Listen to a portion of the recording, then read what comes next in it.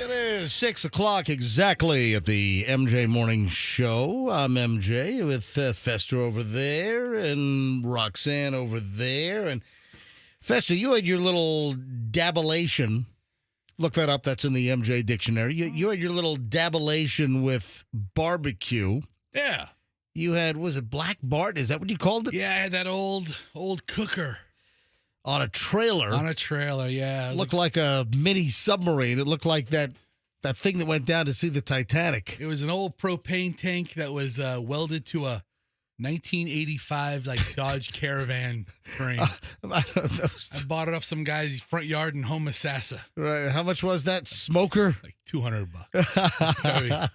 Anyway, so you dabbled in barbecue for a bit. Yeah. In fact, you even invented a whole new persona, Tony Fatso, yeah, right? Listen, the barbecue show is popular. I still have people talking to me about it. Yeah, Festa did a barbecue show on one of our stations over at the old company on the talk station. So the reason why I'm bringing up barbecue is I had an interaction yesterday with Operation Barbecue Relief. Do you know about that organization?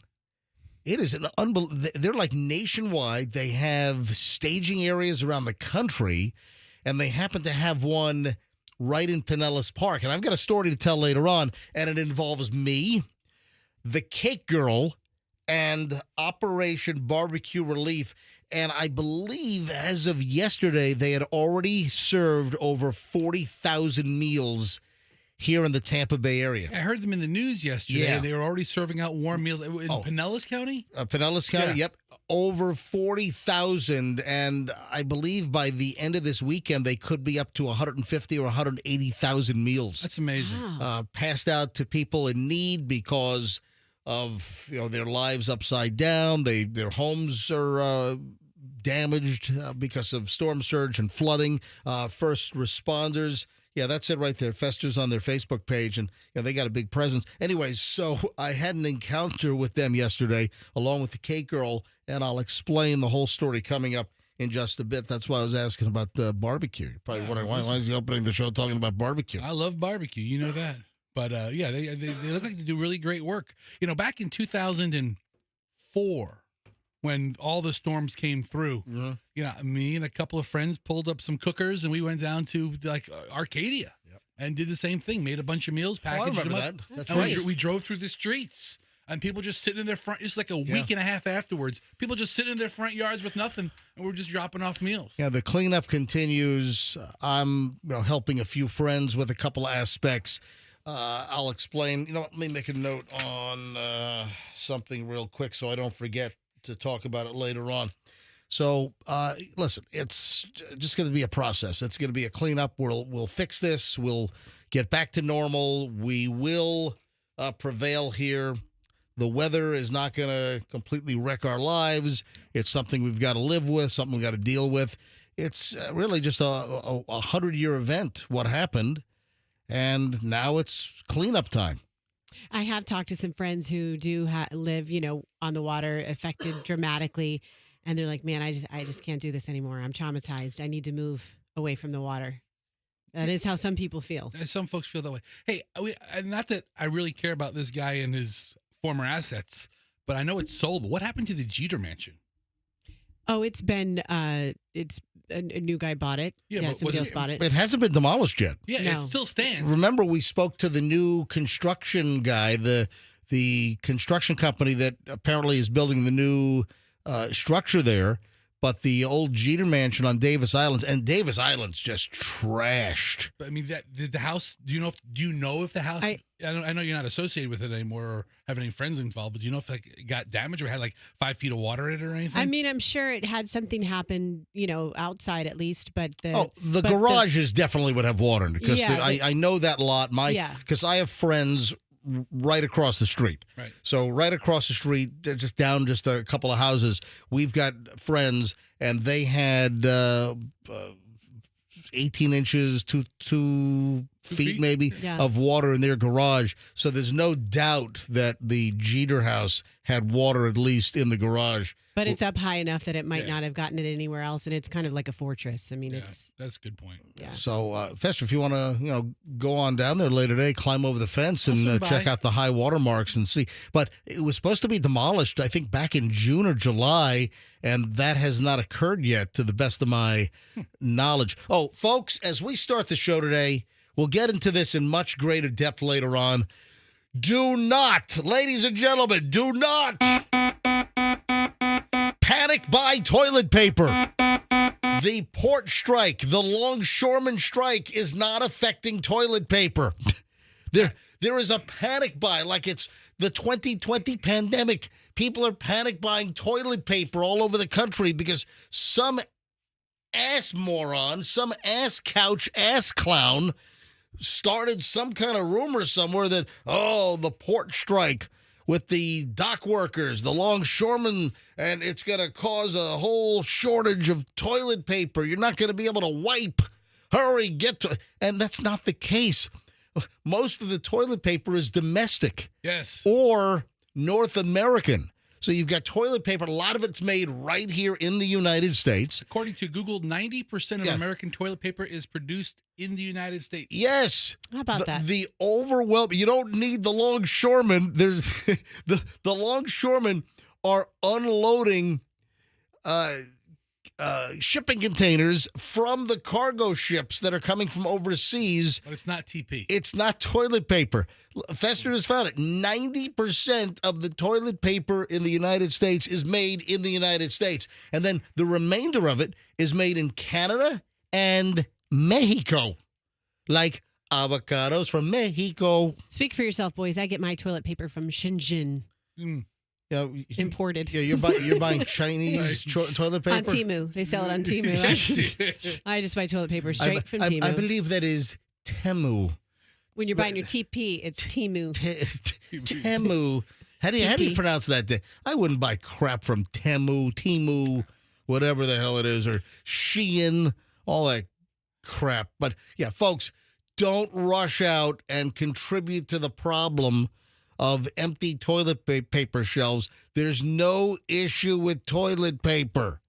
It is in good supply. It's only in bad supply when you get all wigged out and you get all ass bent, literally, over toilet paper.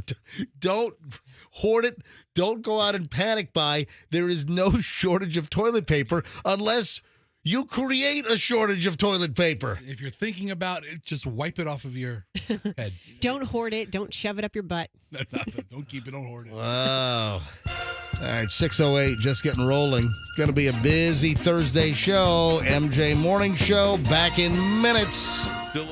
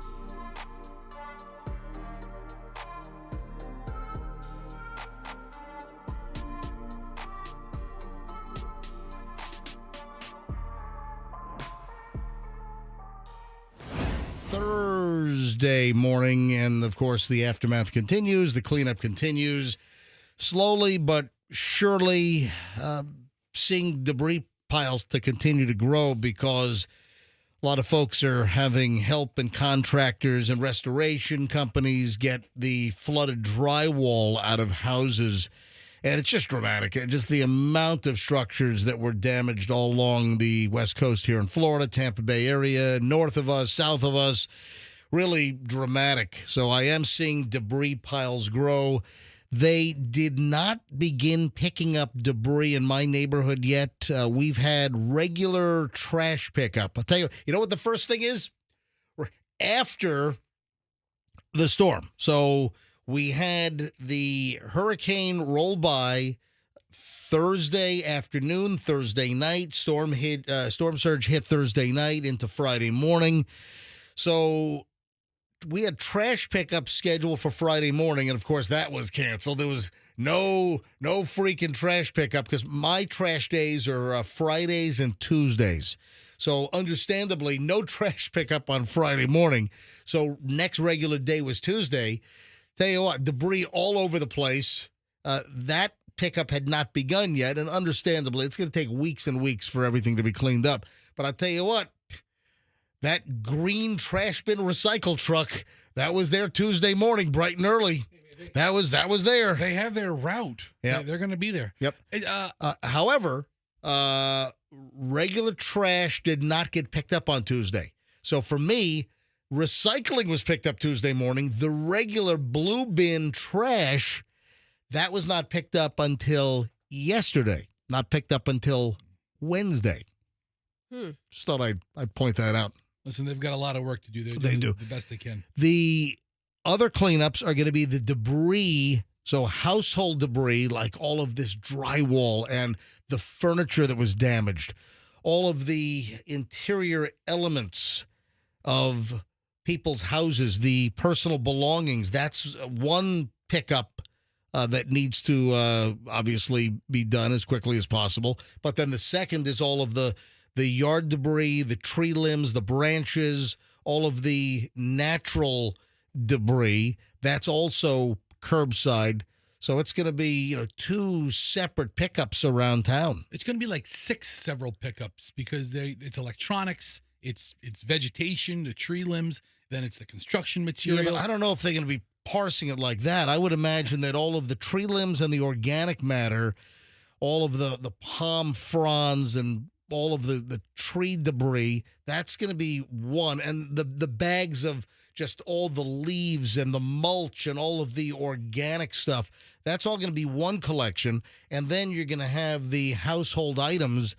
I don't know if they're going to delineate between picking up flooded, damaged, destroyed television sets and an ottoman or a love seat or a couch or rolls of carpet. I don't know if they're going to be breaking it into those smaller subcategories. I would say organic and then non-organic matter is going to be what the pickup schedule is going to be. All right, so we're bringing the show back to normal during the course of this week, and of course we're going to be always interspersing recovery efforts and everything you need to know from a charitable standpoint. The American Red Cross is a great organization, and they're scaled. The American Red Cross can really help on a large basis. And our company, we've teamed up with the American Red Cross for relief, and you can simply donate $10. You're welcome to donate more. But we have a text line that has been set up. You can text Helene to 90999 and make a $10 gift right over your texting, right through your cell phone bill. So $10 to the American Red Cross for relief efforts here in Florida. Text the word Helene to 90999, and you can donate $10 to the American Red Cross right now. So I said, yes, Fester, it seems that you're... Not to get too particular with you on specifics. Yep. However, yep, I just received a text from a garbage man. Okay. And so he says, I'm a garbage man. And yes, electronics and refrigerators and that stuff has to be separated because it all just can't go into the dump. Right. So there's different piles. Not anything can go. Furniture, mattresses, construction material, drywall, that goes in one pile. but then tree branches and plants go into another, then household appliances. Dude, you're reading an NPR article. But I heard it this morning when I was driving and listening to NPR, Okay. and that's Of why it course. triggered me All when right. we started talking, and then I said it, and then the garbage man reinforced it, and then I found the NPR article that they were... Show me the garbage man text. Show me the garbage man text. There you go. All right, hang on a minute. Let's see here. Oh, I'm a garbage man, and yes, electronics and refrigerators and stuff will have to be separated from the standard furniture because it cannot just go to the dump. Just what Fester just read. Yeah. So, I think you wrote that. I think you made I that didn't. up. You have a burner phone you sent that from. That's what you have. I did not do that. And then I heard this morning on NPR where the guy broke down the piles. He said furniture and mattresses and All one, right. tree branches. Then I stand corrected, but What happens is, so they're going to be sending out separate trucks? How many different So- trucks are they going to send out? well, FEMA, and this is the part that I still have to get right on, but FEMA reimburses the municipalities for picking up storm debris. So you have to pick up specific debris with specific contents in it. So if you have one massive pile, they're going to drive by you. They're not going to pick that All up. right, so you have to. Okay, then I stand corrected. I was wrong. I was game show wrong. I know that you mock me for listening to the blandest radio in the history of mankind. That's what gets you going in the morning, isn't it? NPR. Yes. Why? I either like my radio wacky off the wall crap like us or bland as vanilla ice cream.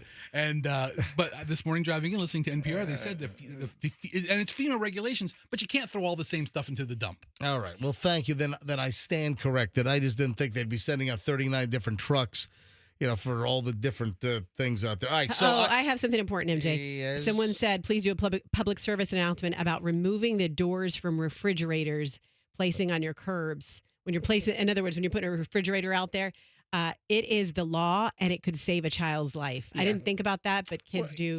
Yeah. That really stems from the old latch refrigerators with those, like the 1950s, like the fridge that Lucy and Ricky had in their apartment. When that fridge locked shut, you could not get out of it if you were in it. Yeah. These days, the fridge is you just push them right open. Now, I still think it is the law to take the doors off, but it's not like the old 1940s, 50s, 60s refriges with the big metal latch that you had to like pull down to open up, and there was no way to open up that sucker. But I still believe you are correct that you got to take the doors off the fridges. We had a fridge put across the street from us, and there was no door removal, and that thing was picked up by a scavenger within. A scrapper. You know what, Fester? I've got a. You are not identifying these people. Scavenger makes it sound like something big. There's a big difference as to what is loot. A scavenger is not always bad. They're a good scavenger. I have a story. Yeah. I have a story I'll get to later on. Yeah, the scavengers pick meat listen, off dead carcasses. They're not all bad. Dude, the headline on the story that I have is, "What's the difference between a looter and a scavenger?" Listen, it doesn't say what's the difference between a looter and a, what did you call it? Scrapper. A scrapper. Listen, all these signs are popping up. You loot, we shoot. You got to know what looting actually is. Yeah. I mean, somebody picking through stuff that you bring on your curb is not looting. I never said that was No, looting. I'm saying it for the world. I call that scavenging. If someone is driving through your neighborhood with their pickup truck looking for stuff to repurpose or clean up and then sell or use, that's called scavenging. You're a scavenger. That's not a bad thing. I'm not saying that if you're a scavenger, it's bad. Don't conflate.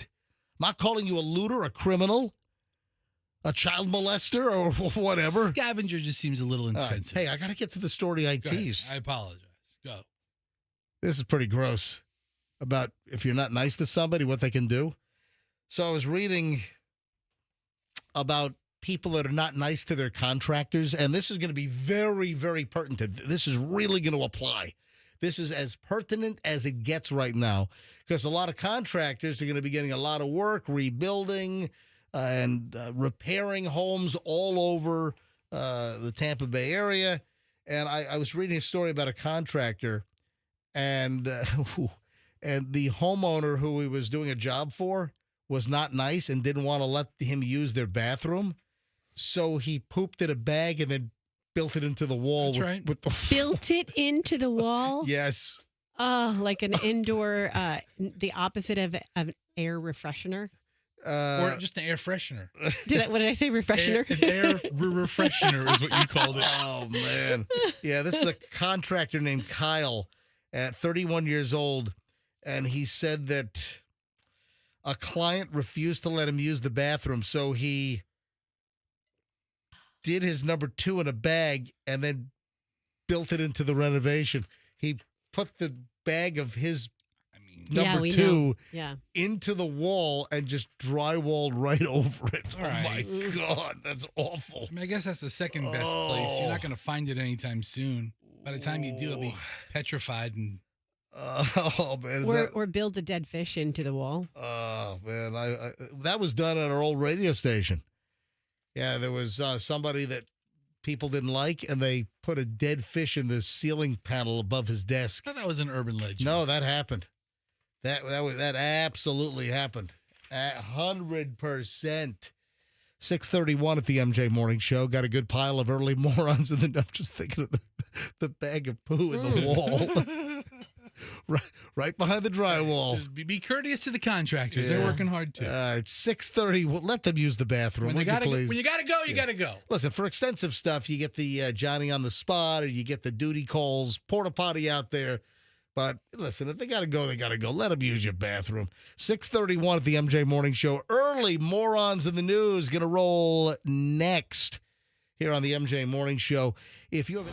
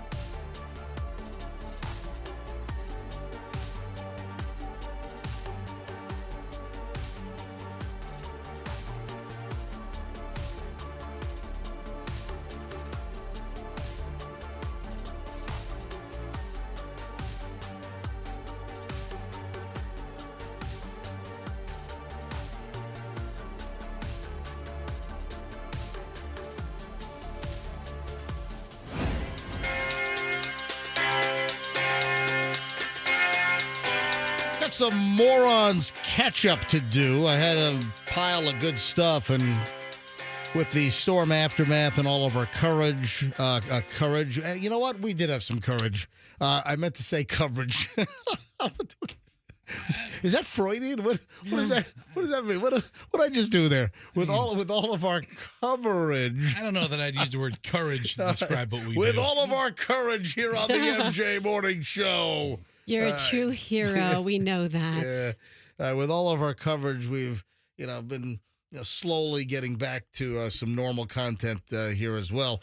So we had a bizarre story, and I hate to hear these things. A driver was shot at along I-4 out near where you are in Dover, Sefner area. Out McIntosh? Yeah, well, out near Sefner, I guess. Okay. So this happened Exit earlier 10? I don't have an exit number. Mile marker 14. That's where's I'm sorry, I don't have mile markers pinpointed. Although in most parts of the country now, don't mile markers coincide with exits now? Remember there was Yeah, a they time where do. the mile markers never coincided with the exits, and then it seems like over the last 10 or 15 years. It's been like over the last Yeah. 20 years, but yeah, you're All right. right, all right, It maybe used to 20 be- years. It used to be exit 1, 2, 3, 4, 5, 6, 7, 8, and it would never line up with them. Then they'd add a new exit, Right. and it'd be like, well, hold on, we already have a 7 and an 8. Right. What are we going to call this one? What do we 7B? do? All right. 7B So now exits, are the mile marker of the interstate you're on. right. So So that makes a lot of sense. That's why exit like 1 or 2 is Ybor City and exit 14 is McIntosh. So this driver on Monday was shot at along I-4 in the Sefner area after he was being tailgated by another vehicle. This is according to the Florida Highway Patrol. A 28-year-old guy, he's from Lakeland. He called 911, got the FHP on the phone, and said that another driver in a Dodge Ram with yellow headlights. I think those are illegal. I don't think you're allowed to have yellow headlights. That he was being tailgated by this individual. And it was near mile marker 14, about 6 a.m., so near the start of the MJ Morning Show. The guy in the Dodge Ram pulled next to the dude from Lakeland and fired a shot from a handgun at the 28-year-old Lakeland guy and then zoomed off. So where did the bullet land? Well, troopers found a single bullet in the engine area. So bullet went into the front of the vehicle and into the compartment, where the engine is, under the hood. It's where they ultimately found the bullet entry point and the bullet. That is insane. I think that if someone is convicted for firing a weapon, these road rage incidents, after they serve their jail time, they need to have it built into their car that they can only listen to either classical music or 80s, 90s, and more. Because I think that what the hell are you saying? There's no way, Fester, you know what I'm saying. There's no way you're going to have that sort of anger when you are listening to good music. Music is very influential. Classical music for the 80s, 90s, Yes, and more. 80s, 90s, and more is What, happy music. instead of he might have been listening to death metal? Yes, I All think so. That You is know the- how they that- put- that is the most cockamamie. You're joking, right? No, Roxanne. Listen, I'm joking. Am I joking? I don't Yes. know. Is that what we do around here? Yes. No, But is it Roxanne. also true? Yes. Roxanne is right. If you're convicted of discharging a weapon on the highway, once you're out of jail, Yeah. years later, you should be forced to listen to Roxanne's midday show on loop. You're not going to, No, you are you're not not gonna pulling a shoot. gun out No, during that. you That are is not. happy vibes. You know what? That is, yes. Or- Maybe after like the 58th time you read the top of the hour ID, I would. Yeah. Well, that, believe me, I'm about to shoot myself. Or classical music. Or a nice concerto. Yeah. One of my favorite pieces You know what? is by Italian composer Boccherini.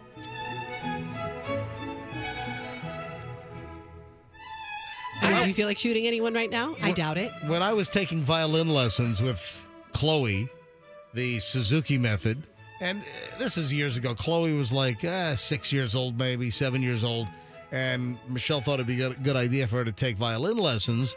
And Michelle also said, hey, Daddy, why don't you take the violin lessons right alongside of Chloe? And I did. And I really enjoyed it. And I wish I would have stuck with it, but I don't know if I really had the aptitude, but I love the violin. I am so in awe, and I'm so jealous of people that are just amazing violin players. Maybe jealous is not the right. Well, maybe it is. Maybe it's not. But I'm in awe, and I have a fascination. The violin, one of my favorite instruments. That's the same way I feel about jugglers. I'm just in awe. Really impressed. Jugglers or juggalos? Both. I'm just in awe of them and their skill. And then we have an item that I just didn't get to, but it's in the pile. A couple from Arkansas tried to sell their baby for $1,000 and a 6-pack of beer at a campground in the Ozarks. Man. So what's the that's rule on that? the rule is buy the baby, Yeah, right? You can't sell your baby for $1,000 and a 6-pack of beer. What about in the Ozarks? That's the rule. No, nowhere in the United States are you able to do this. I'm kidding. If somebody offers their baby to you for sale, you have to buy the baby to get the baby away from them, right? Right. Yeah. You have to. All right, that's take a deal. You take the baby, And then you take the baby and bring it to the authorities. Yeah, immediately call the police or the fire department or something. That sounds like a movie plot, doesn't Yeah. it? It sounds like something you'd. I mean, all these shows that take place in the Ozarks. This goes right in line with it. Yeah, with what's his face? Yeah. What the heck is his face? Well, the show was The show- Ozark. The show was Ozark. That was fantastic. Jason Bateman. There you go. But what was Marty? Jason Bateman. Jason Bateman played Marty in Ozark, and my God, that show was fantastic. Yeah. Man, Breaking Bad, Ozark Mhm. was just, I put Ozark sort of in the same category as Breaking Bad. Do you know? I think Yeah. Breaking Bad was better. Yeah. but It's the gold standard. Ozark was just below Breaking Bad. If you haven't seen Ozark, it's on Netflix. That's just amazing. Yeah, whenever I see any story about the Ozarks, I think of Marty. Yeah. All right, so here's the deal. This couple's young. They're facing criminal charges. They tried to sell their 2-month-old baby for a 6-pack of beer and $1,000 You could have negotiated that down a little bit, I bet. at a Ozarks campground. Yeah. Darian Urban, 21, and Shalene Ellers, 20, of Rogers, Arkansas, charged with 1 count each of endangering the welfare of a minor and attempting to accept consideration for relinquishment of a minor. All right, that's fancy legal talk for trying to sell your kid for beer, all right? We can't just call it the selling the baby law. We got to come up with something fancier. Holy crap. Does it mention what kind of beer? Natty Light. No, I'm kidding. I wouldn't be surprised. Oh, man. Red Solo Cup. I'll pick you up. Here's my baby. What the hell? Yeah, this happened Saturday, September 21st. Benton County, Arkansas Sheriff's Office received a call from the manager's office at the Hideaway Campground and RV Park near Beaver Lake in the Ozarks. Yeah, in the Ozarks movie, that was Missouri, right? That was Ozarks go Arkansas to Missouri. Yeah. So, but in the television show Ozark, that was Missouri. The caller said that the parents of a 2-month-old baby tried to give up their baby in exchange for a 6-pack of beer and then the money. So wait a minute. They wanted the beer first, and then they said, maybe we can get some money on top of the beer because then we can buy some more beer with the money. Is that what happened here? So cops arrived, took the baby to a local hospital. Shortly after the deputy arrived on the scene, obtained a letter that said, I, Darian Urban, Shalene Ellers. So I, Darian Urban, and Shalene Ellers are signing our rights over to name of a man of our baby boy, name redacted, for $1,000 on 9/21/20. They had like a bill of sale for the baby. But the guy did the right thing. Wow. He bought the baby. He got the baby away from the terrible, terrible situation. My God. The letter, which the couple are alleged to have signed, further said, disclaimer, after signing this, there'll be no changing y'all's twos minds and to never contact again. That's some good legal jargon right there. Let me read that again. It said disclaimer. I'm surprised they knew the word disclaimer. Disclaimer. Yes. After signing this there, will be no changing y'all twos minds and never contact again. The hell? That's just, this is ridiculous. Did these people ever get their baby back? Did they get their baby back? Do they- Baby back, baby back. Did they get their baby back, baby back, baby back? Baby back. Yes? I don't think they have the baby back yet. No, I believe the baby is still in state protective custody. But is there a road for reunion between, I don't know. Wow. Are those two related?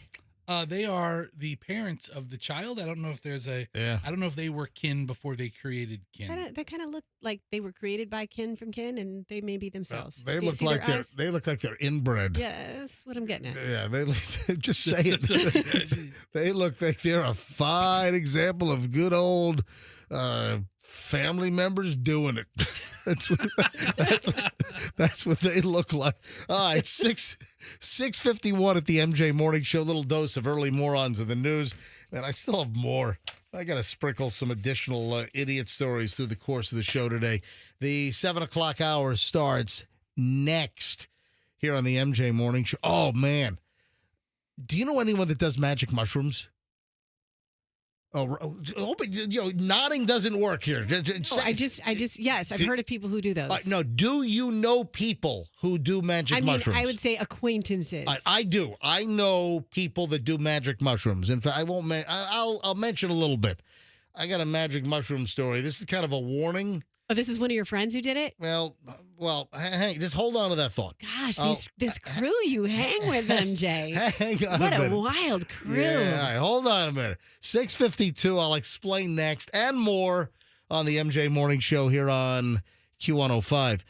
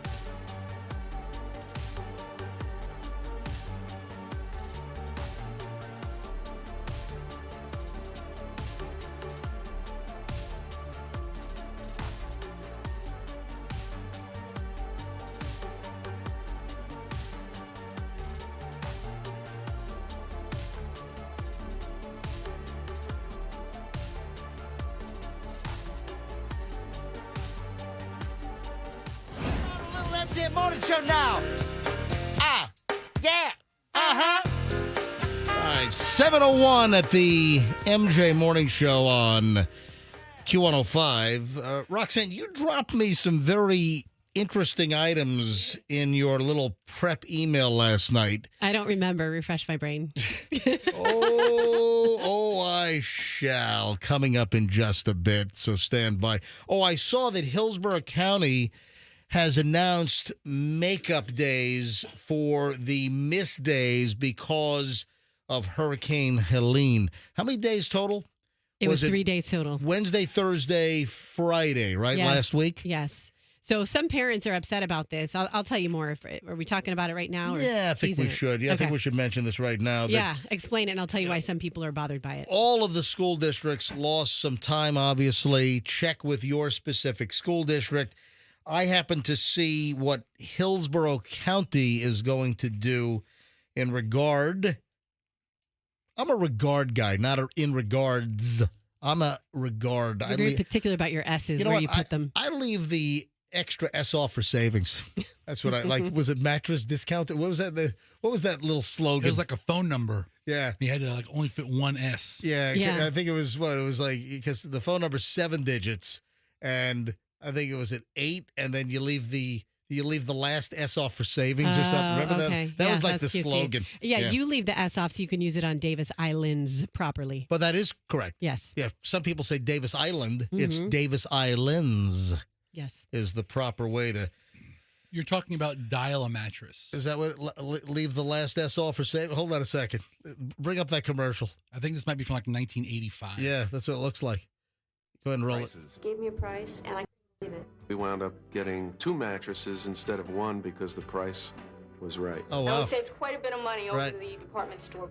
Dial 1-800-MATTRESS. It's fast, easy, and convenient. Yeah. Get low warehouse prices on Sealy, Yeah. Serta, and Simmons. Oh, yeah. Express 2-hour delivery, including Saturday and Sunday. Yeah. And pay only upon approval. Dial 1-800-MATTRES. We saved about $500. Look at that. Leave the last S off for savings. That's right. Yeah, look at that. All right, so Hillsborough County Schools, the makeup days. I guess what, Roxanne, you're saying that some people are pissed off about this? Yeah, as a parent, I think the Monday early release day is stupid because that's what they're doing. That's what you're getting to, right? Yeah. That they're cutting into that. Yeah, so a bunch of early release days will now become full days. So this is what Hillsborough County Public Schools has announced in the aftermath of Hurricane Helene. Monday, October 14th will be a full school day. Monday, January 6th, 2025 will now be a school day. It will be the last day of the first semester and Wait, what are you reading? I'm confused. I'm reading from Hillsborough County Schools. Okay, I'm going to read you what I got. It just is basically the follow. Okay, I see what you're reading. Yes. Okay, Yeah. let me give you the following Mondays. Okay. So coming up on October 14th, that will be now a full school day. And it was an off day. Right. It was a teacher planning day. or Then something. also Monday, January 6th will now be a school day. It'll be the last day of the first semester.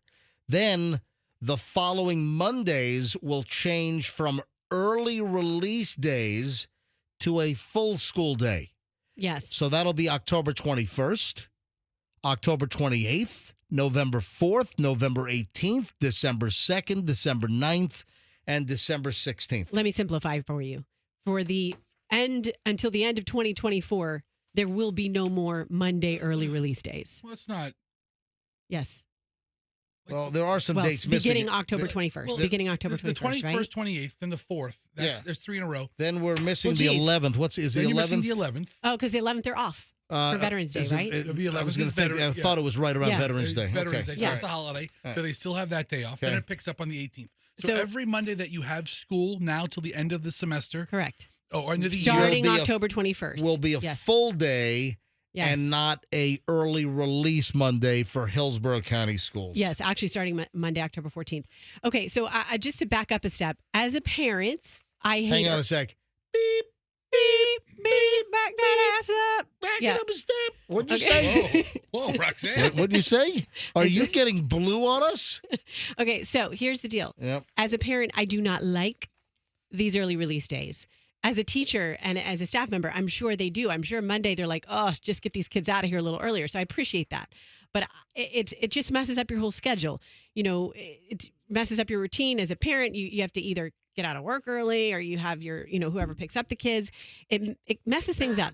So we as parents have all adjusted to this, and we have people in place, if you're a working parent, to get the kids early on Mondays. And now there's a whole wrench in it. And I know, like, for some of my friends, they have activities after school earlier on Mondays to keep their little rugrats like busy, since Monday they get out so early. And now they have to replan those activities, cancel the activities they've already signed up for. So it's just a little hassle. But, Logistical hassle. Hey, I mentioned before hang on. Andrew is raising his hand like, hey, this is very fitting. It's like he's in 3rd grade raising his hand. Yes, Andrew. As someone who's never dealt with an early release day before, Right? how We didn't have early is it compared to So, a 1 regular hour. day? Yeah, for elementary school, it's an hour. Okay, my kid's elementary school gets out at 2:10. On Mondays, it's 1:10. All right. What time does your kid's school start?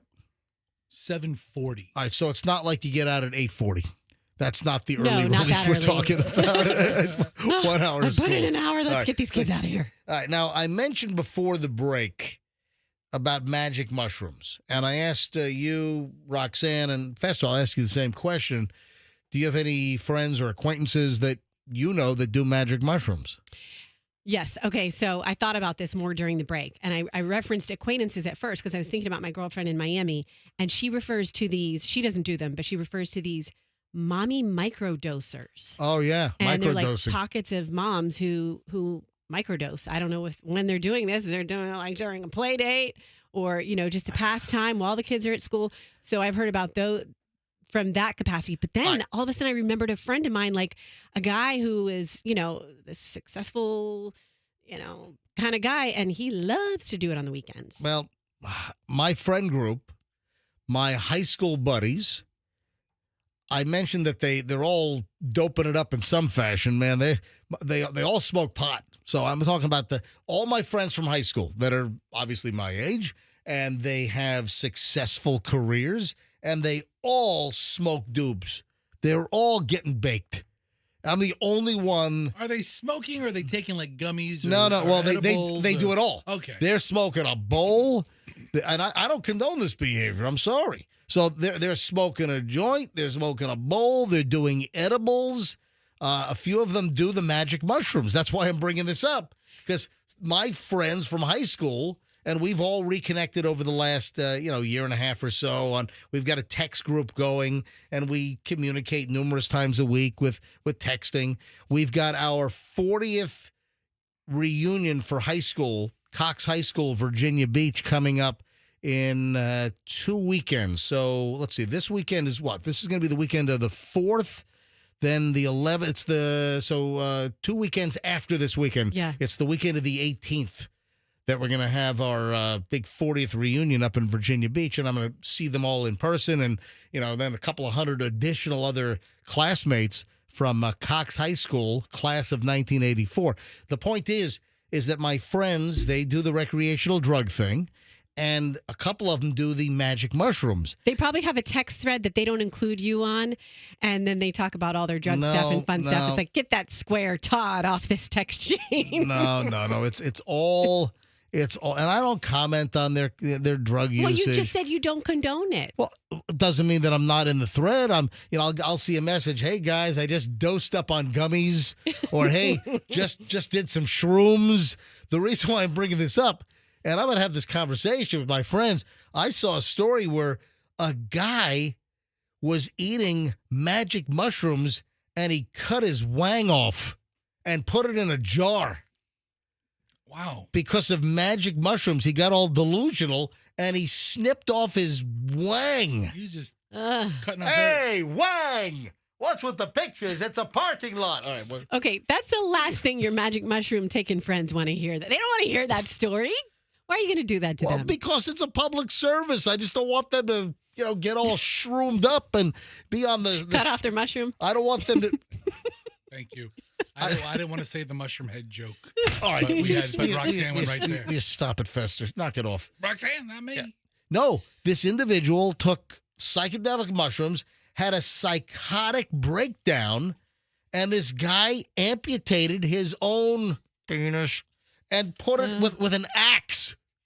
I mean, that wasn't even clean. I mean, he cut his thing off with an axe. What, did he lay it out and, Where did this happen?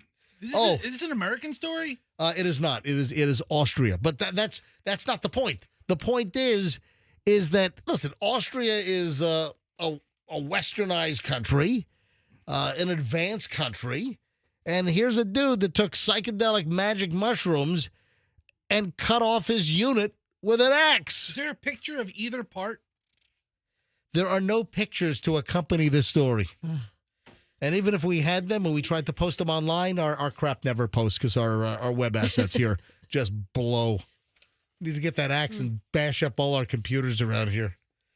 Were they able to reattach it? Did he have enough presence of mind to call Austrian 911? 37-year-old guy. Wow. Yeah, so in the magic mushrooms, I know I've pronounced this properly in the past. Is it psilocybin? Is that the compound? I've seen that word. I don't know how to properly pronounce it. Psilocybin, the so-called component that's the magic in the mushrooms. And it alters the brain's serotonin receptors. Your senses are altered or heightened. And you can do some crazy... Oh, speaking of crazy stuff, I got to talk about this a little later on. Michelle and I saw a movie. Kind of a what? Did you see it? We saw it. Oh, I want to hear about this. Oh, you'll hear about it. This could be the most impactful movie that I've seen in my life. Oh. Michelle and I saw it. Whoa. Wow, you went to it. You got to it.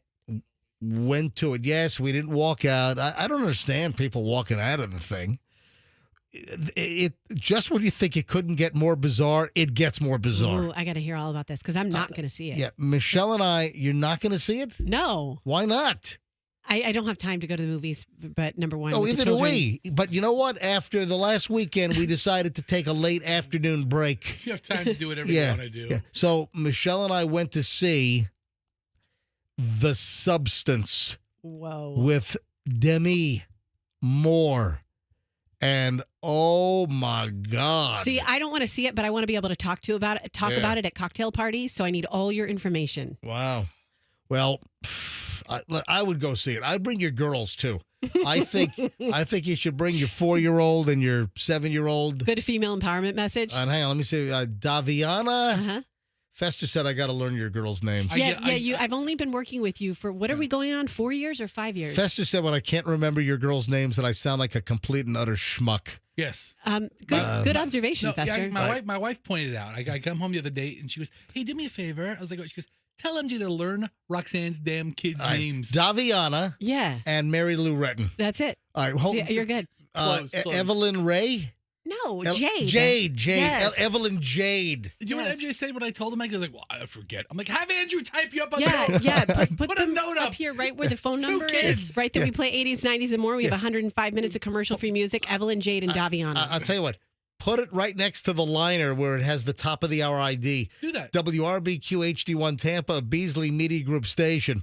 I'm blank with another hour of Tampa Bay's hits of the 80s, 90s, and more. Oh, and by the way, Roxanne's kids' name are Daviana and Evelyn Jade. See, the fact that you know those makes you sound not senile and like you care about me. Good job. That liner really says blank. It does. It does. It says, I'm blank with another hour That is of... that is, Hey, Listen. Andrew, do you have... can you put on the top of the hour ID? Roxanne, that's the only way you should read it on from now on. on 17. Give me the hour top of the hour ID opening and the closer. It's what's called a donut in the business. So put the top of the hour ID and the closer on page 17, and yeah, I'm going to incorporate. That's the only way to read it. Yeah, I'm going to incorporate. I'm going to read it verbatim, and I'm going to incorporate Roxanne's kids' names into the top of the hour ID. All right, so I'm waiting for Andrew to put these on my page 17. Andrew, can you find them?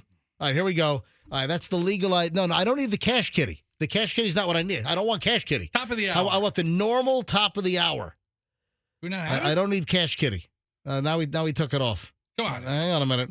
Yeah, not cash kitty top of the hour because that's not the right one. I need the normal Q105 top of the hour. Try one of How tough is it to find? It runs every freaking hour. Well- How hard is it to find?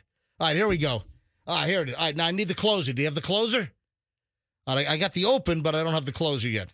Andrew, I hate to say you're screwing this whole segment. You're screwing this whole segment. All right, They hold on. just don't show up. I've got to go through several steps to find them. All right, here we go. You ready? Here it is. Yes. From the Camp Law Group Studios. WRBQ HD1 Tampa, Beasley Media Group Station. I'm blank with another hour of Tampa Bay's hits of the 80s, 90s, and more. And Roxanne's kids' name are Daviana and Evelyn Jade. Tampa Bay is commercial free. Oh my gosh, you know what's funny? Fester was giving me a hard time about my tops of the hour earlier, during the show today. And so I just went in there during the break and I cut a couple tops of the hour and I glitched and I couldn't remember it.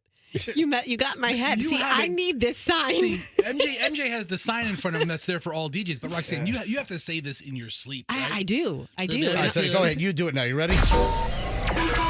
From the Camp Law Group You Studios. gotta Wait for the intro. wait for the VO Oh, to God. finish. Okay, All okay. right, you ready? I love talking over people. From the Camp Yeah, that's quite obvious. All right, Again. all right, hang on one more time. Here we go. From the Camp Law Group Studios. Q105 is WRBQ and WRBQ HD1 Tampa, a Beasley Media Group station. Roxanne Wilder with you. I'm Roxanne Wilder. I'm blank. Evelyn, Jade, and Daviana are my kids. Are Roxanne's kids' names. Damn it. You know what? Is that what your midday show sounds like? Have you not listened I to never it? get a chance to listen, Oh, but is that what It's the most beautiful ramble fest I've ever it's- heard. all right, all right. Sounds like you just got a new tongue. All right. No, you know what? I do. I have food in my teeth, and I was trying to pick it out. That's attractive, man. Big chunk of blueberry. Okay. That's attractive. Thank God for voice tracking. 7:18 at the MJ Morning Show. We start an hour and 20 minutes of nonstop MJ next, and we're loaded. Oh, I got to get into the drink spike story. Wait to hear this drink spike story at 7:45. Speaking of Roxanne, you had a day yesterday. You had some issues. I just was stressed out. By the time I got to MJ show prep, All right, it had been a day. I've got some questions about this. So We talk about a ramble fest. stand by.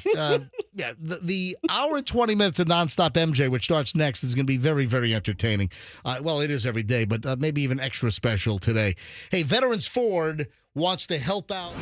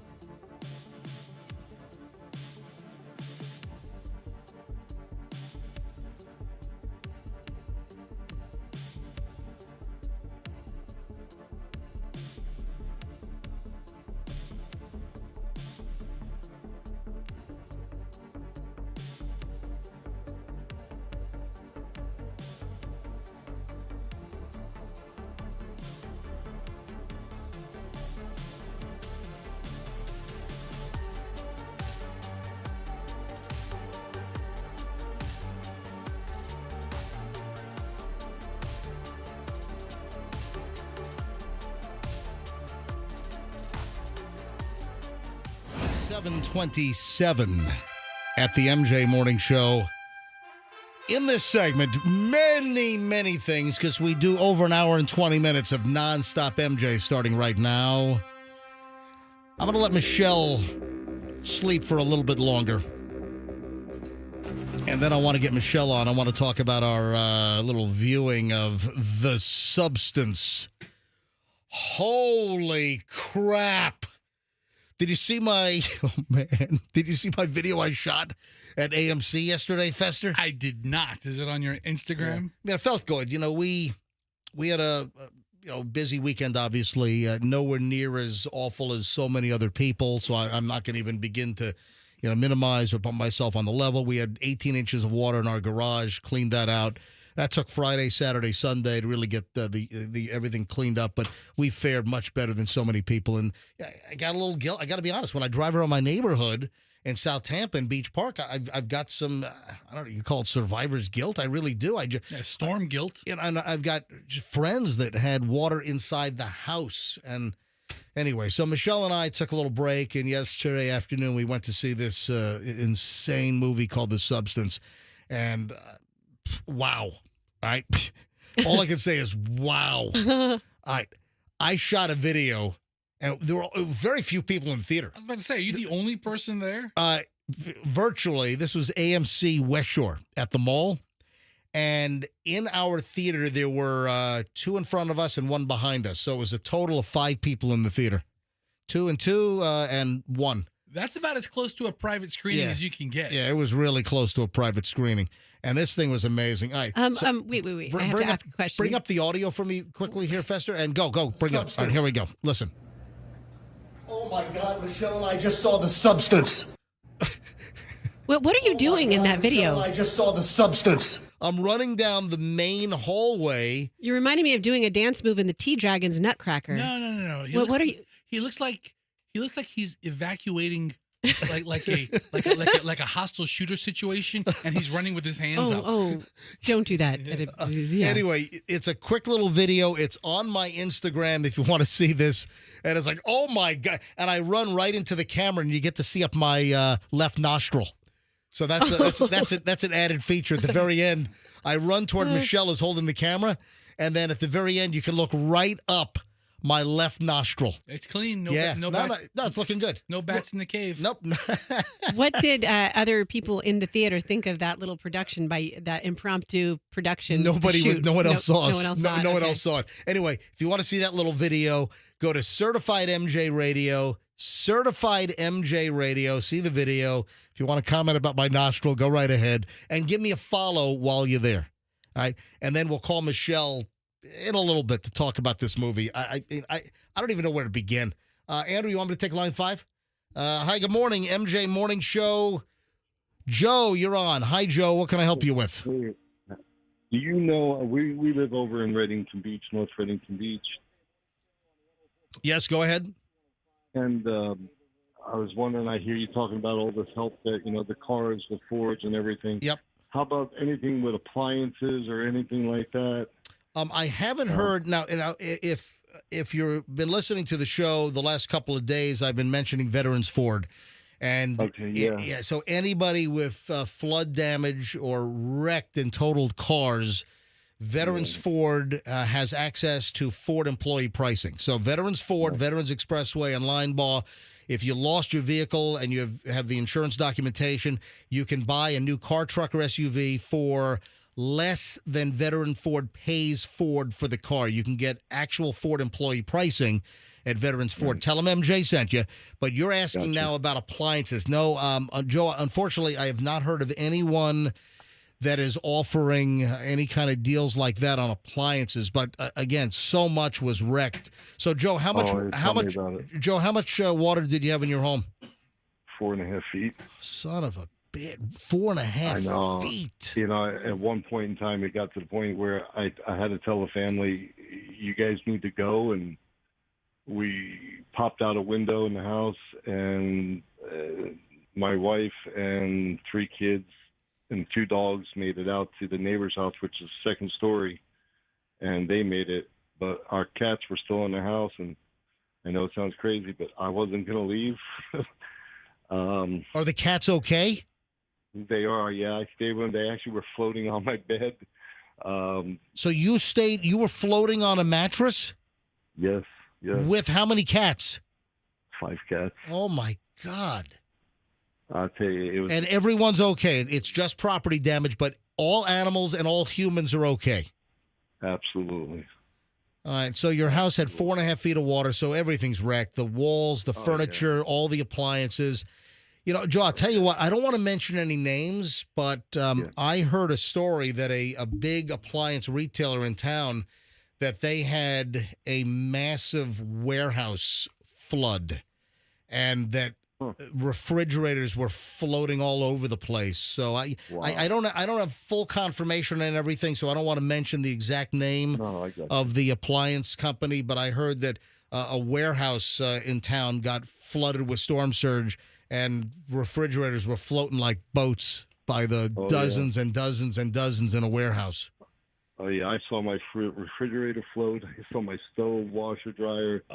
And I was like, you know what? This is, I'm very lucky that we shut all the power off and everything before it got to that point, or it could have been a lot worse. Joe, how long you been at Reddington Beach? 15 years. All right, and obviously, I've been in the Tampa Bay area for 30 years. We've never seen anything like this. You got to go back to 1921 to see anything, over 100 years ago. So, Joe, insurance-wise, were you covered with FEMA flood and excess? Yeah, we're waiting for the response back from them. We put in all our requests to respond. All right, so you have the FEMA 250, right? Yes. All right, and then what about an excess line after FEMA? Do you have excess flood? No. Okay, so is 250 going to cover everything, you think? I really think it will. I think I think I got lucky by staying at the house, because at one point in time, I was able to open the doors when the water went down to flush that all out. If I would have left, I think the water still would have been in there. We would have had a lot more damage, which would have been over 250 and everything. But I think we got lucky by getting the water out as fast as we could. All right, because you've got the FEMA flood for the structure, and then what are the contents? Do you know what the contents coverage is?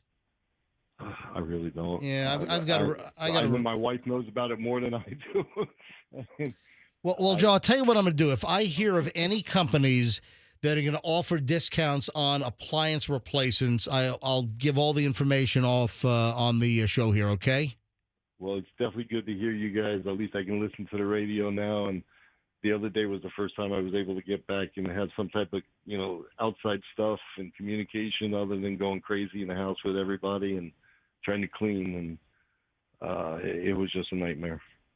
All right, Joe, I'm sorry. And, you're one of so many thousands and thousands. And, hey, Froggy's family's home, they've got a family home that's been in the family for years at Reddington as well, and that place was trashed also. So I'm sure they had 4.5. They're one block off of the Gulf, right? So they must have had 4.5 feet of water in their place as well.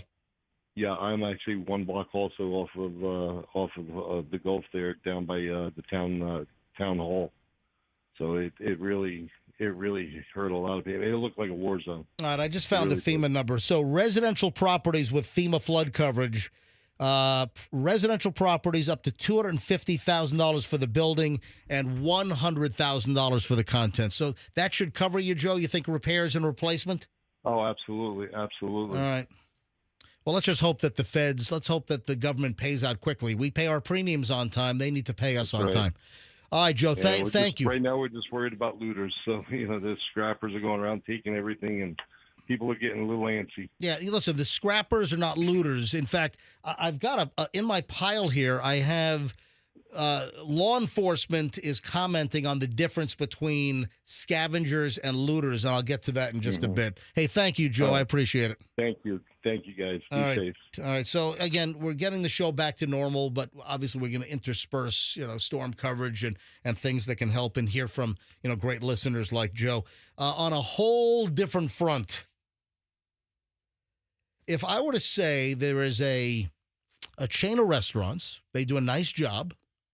It's a sit down, so it's not fast food. It's more like fast, casual dining. It's more casual dining, exactly. If I were to say a couple of trigger points, but not mention the name of the place, I want to see if you can come up with what it is. All right. Free item that's like crack. Okay. Okay. Ding, ding. Do you have it? I think so. What do you think it is? Is it the free breadsticks at Olive Garden? You know what? You're close, but that's not what I'm looking for. Okay. It's along those lines. Free item at this restaurant that is like crack. Ding, ding. Yes, ding, ding. Number 2, go. Is it like the pumpernickel loaf at Outback? Nope. Yeah, that was going to be my guess. That's really good stuff. But you're dancing all around, man. You didn't say ding, ding. It's got to be some bread type of product, you're right? Dancing all around. I think honey buns, or think like a sweeter roll with a lot of butter. Do you know the answer? No, I don't, but I'm trying to get, am I getting closer? You're nipping Right? at the heels. I mean, doesn't Cheddar's have like a glazed croissant? No, You're no. dancing all around it. Come on. What has? I'm just picturing like something sticky, something warm, something. Would we be talking about salt- Red Lobster and their cheddar bay biscuits? No, not. But listen, that's you're walking all around it. Man, You're dancing all around, Yeah. man. Texas Roadhouse yeast rolls. Yes. Oh, okay, there we go. That's yes. That's what I was picturing, but I couldn't remember where I ate them. So, would you like to know something about the absolutely addictive Texas Roadhouse rolls? They have meth in them. No, they don't. They don't have. Roxanne, you're going to get probably. No, it's a joke. You're going to get sued. I'm sorry, Texas Roadhouse. I mean, I don't know what goes on in Texas. There's a lot of crazy partying. You're going to hear from their corporate lawyers later today. You just said they taste like crack. Rox. Or they're like crack. They're like crack, yes. Yes. Because of their addictive qualities. But you said that they have meth in them, and they do not. I'm so sorry, Texas Roadhouse. That was hyperbole. You need to issue a retraction now. I retract my statement. Do we have corporate lawyers here? I don't even know. Not I'm not talking about ours. I'm talking about Texas I know, but we Roadhouse's need corporate to at least lawyers. alert our lawyers that they can expect Yes, something. please. Listen, this is really just a hit and run here. I just found this fascinating. And they are addictive. And I never had an experience at Texas Roadhouse until on numerous ride-alongs in District 5 with the Hillsborough County Sheriff's Office as an honorary deputy for many, many years and the ability to do the ride-alongs. So I have been to Texas Roadhouse out in Brandon, and a lot of the deputies like to do lunch there, and the food is good. Yeah, good it's place. reasonably priced. They get a law enforcement discount. But that's when I was first exposed while dining with some deputies. That's when I was first at a Texas Roadhouse. And this is a couple of years ago, and I've been there numerous times since. And that's when I was first exposed to those rolls. Yeah. And I finally had to tell the server, don't bring any more freaking rolls to the table. Hey, y'all, you want some more rolls? No! Hey, y'all. Stop them. I'm like 12 in, all right? Welcome to Texas Roadhouse. I'm Lurleen. You want some more rolls? Did you say Lurleen. Did you say Lurleen? Lurleen, yes. All right. This is why I'm bringing this up. Each little Texas Roadhouse roll is 200 calories. Oh, my God. That's not that much. I had 12 of them. Oh, well, I guess when you're eating 12, I guess it makes a difference. You That means I did meet your caloric intake for the day. I did 2,400 calories. I went over my recommended 2,000 calories a day. Is that a lot for a roll?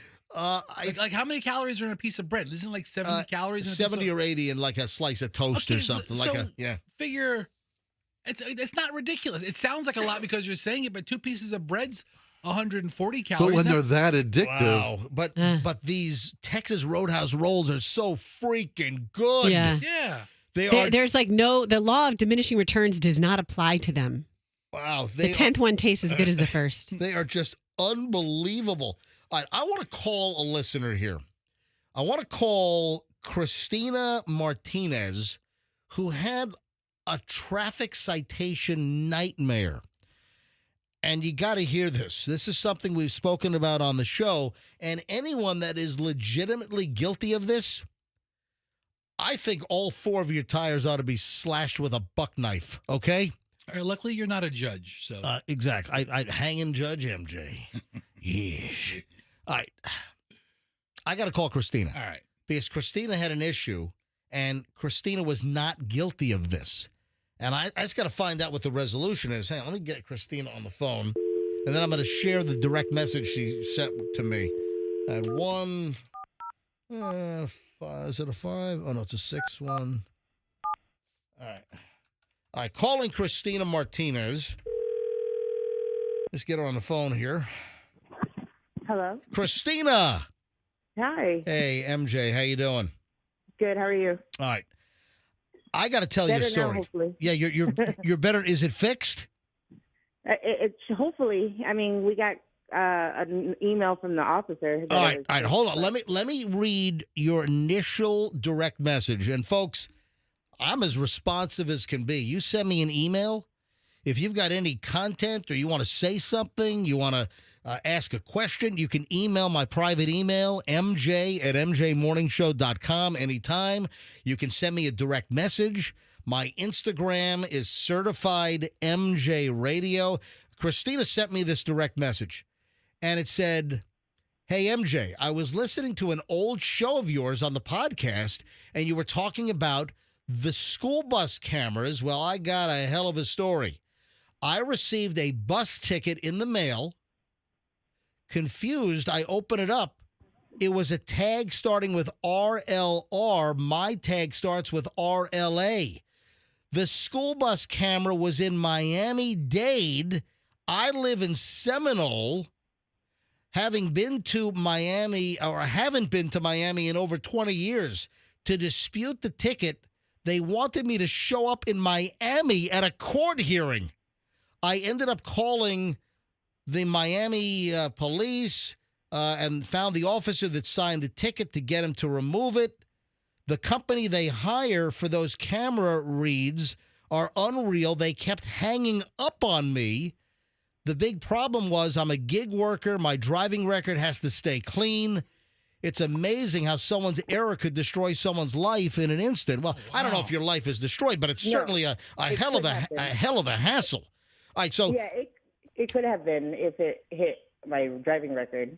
What did the officer say when you finally got a hold of this Miami-Dade officer who signed off on the ticket? What did he say or she say? Well, it was his supervisor. I was able to get a hold of his supervisor. I had to show him because when you get the bus cameras, it's just like the red light cameras. So they send you a ticket with your picture. Yeah, and they have a private company, as you mentioned, that they review all of the video and the camera shots of you running red lights or whatever. And of course, many of the counties around the state now, they've got the school bus cameras. When the red flashing lights come on a school bus and the stop arm comes out, you got to stop. I've got zero tolerance. Any schmuck on wheels, any ass clown that runs around a school bus where kids are getting on and off is an imbecile and, should have their car crushed. You know what? I think your car ought to be crushed in a crusher. All right, go ahead. I'm sorry, Christina. I have 3 kids, so I know exactly how you feel. But I went online to check because I saw it was Miami-Dade County. Now, my husband drives Lyft, but he said he didn't drive down to Miami. Yeah. So I'm trying to figure out what's going on. So I pulled up the video, and it shows the car passing the bus or whatnot. Now, I have a 2013 Elantra that's gold. This was actually a Hyundai Elantra as well, but it was like the newest one, the 2024. Right. There's a big difference with the way that they look. But also the license plate. Your tag starts with you start with RLA, and the car that was cited, it's RLR. So it was a misread. Right, and it was only one letter off. The rest of the digits were exactly the same as mine. And it just so happened that they have a Hyundai Elantra just like me. That is amazing. But mine's older. Mine's older and a different color. So when I saw that, I was like, okay, this is not even my car. So how long did it take you to resolve the issue once you got a hold of the police? 2 weeks. 2 weeks. 2 weeks. So you spent hours trying to rectify this. Yeah, I spent hours on the phone with the bus company. And I got the supervisor. I finally got a supervisor because I told him there's no possible way I could show up in Miami. I live in Stanford. So that's a good 5.5 hour drive. Yeah, that's unbelievable. Right. So I told him, I was like, I can't show up to Stanford. To Miami to dispute this ticket. So the guy that I spoke with, the supervisor, I said, can you just do me a favor and pull up the video of the license plate and look at the license plate number and tell me if that license plate number matches the what you have that you issued the ticket for. He refused to look at the picture. They would not take any. That is unbelievable. It's their error. It's a misread, and for them to blow you off, that is absolutely insane. Hey, Christina, I wanted to get you on and tell the story. Most of these tickets are legit, and they're total turds that are just going around school bus stop arms and flashing lights. But here's a case where it was an error, and you had to jump through all kinds of freaking hoops to get it solved. Christina, thanks for letting me know. No problem. Thank you for calling. What a hassle. Bye. Yeah, I just thought that was a good story to tell. Highlight. Hey, again, we started the show with this, and I want to mention this right now at 7:47, and then we'll get into the drink spike in just a second here. There is no toilet paper shortage unless you make it a shortage. The dock workers strike, the longshoremen East Coast and Gulf Coast port strike, affecting the cargo ships and the container unloading. There is not a toilet paper shortage due to this. Do not go out and panic buy toilet paper. Dude, I wish you wouldn't say this because I didn't know about this, and now I just want to buy toilet paper. I mean, stop it. I mean, you're planting the seed with so many people. I'm telling the story of what's going on. There's no freaking toilet paper shortage. And what a bad time for the dock workers, the longshoremen, for them to go on strike now. And they're on strike here in Tampa Bay. The Port of Tampa, they're on strike. They're among one of the many ports up and down the East Coast and on the Gulf Coast here that are on strike, and they're trying to get a 77% increase in wages. That's a hell of a number. 77% more in wage increases over 6 years, and listen, I agree. Hey, go for a raise. 77% over 6 years. That's a hell of a lot. But, they also want protections from automation and artificial. That's a good point. And yeah. it is. I agree. I fully support the longshoremen on that in getting protections against automation and artificial intelligence, so their jobs aren't replaced by robots and all that crap. I agree with that. But the timing sucks because with relief underway and rebuilding underway, that items that are needed to help rebuild are going to be stuck in containers or stuck in ships offshore and not being able to be unloaded. So this is like the worst time for a longshoreman dock strike because there's a lot of materials that are coming in that are going to be needed for recovery after Hurricane Helene. But anyway, don't panic buy. Don't go to the supermarket. Don't rush to BJ's, Sam's, and Costco, and Target, and Walmart, and hoard and load up on stacks of toilet paper packages. There is not a toilet paper shortage unless you go out and panic buy and turn it into a toilet paper shortage. The fact is, 90% of the toilet paper we use, 90% of the toilet paper that goes right back there, it's made in America. 90% of our toilet paper is made right here. The balance is made in Mexico and Canada. And you don't need the longshoreman for that. That stuff comes in on rail or truck if it's coming from the north or the south. All right? But most of it's made right here. Do not panic buy toilet paper. This has been a consumer alert on the MJ Morning Show here on 104.7 FM. Boy, this country can't make microchips, but we can make toilet paper. Well, you got Intel's building a whole new facility. You got Taiwan Semiconductor, the huge, was it TSMI or whatever? Great. They're building a massive plant in the United States. Listen, that's a big concern also if mainland invades Taiwan. You got the biggest semiconductor manufacturing in Taiwan. All right, 7:51 at the MJ Morning Show. I got to get Michelle on in a few minutes to talk about this movie. Holy crap. We watched The Substance yesterday. Oh, my God. I don't even know where. It's going to take me probably until Thanksgiving to process that movie. Really? Oh, Yeah. It's juicy. So was it a great movie? Hang on. I'll get to it in a The way you're second. saying- I'll right after I talk about the spike. Woman spikes her friend's drinks. Why?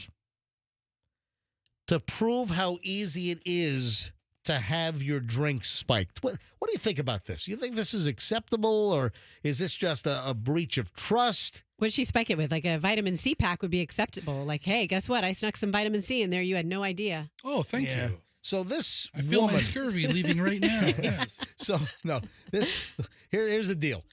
An influencer, and you know how I love the term influencer. Hey, you better stop projecting and hating on influencers because I think you've turned into one. I am not. With your 20-some thousand IG followers. Please stop it. All right, listen. The bottom line is it's 22,300, by the way. All right, so really, radio people and radio morning shows, we're the original influencers. Right. We never stopped influencing. I bought garlic because of Larry King.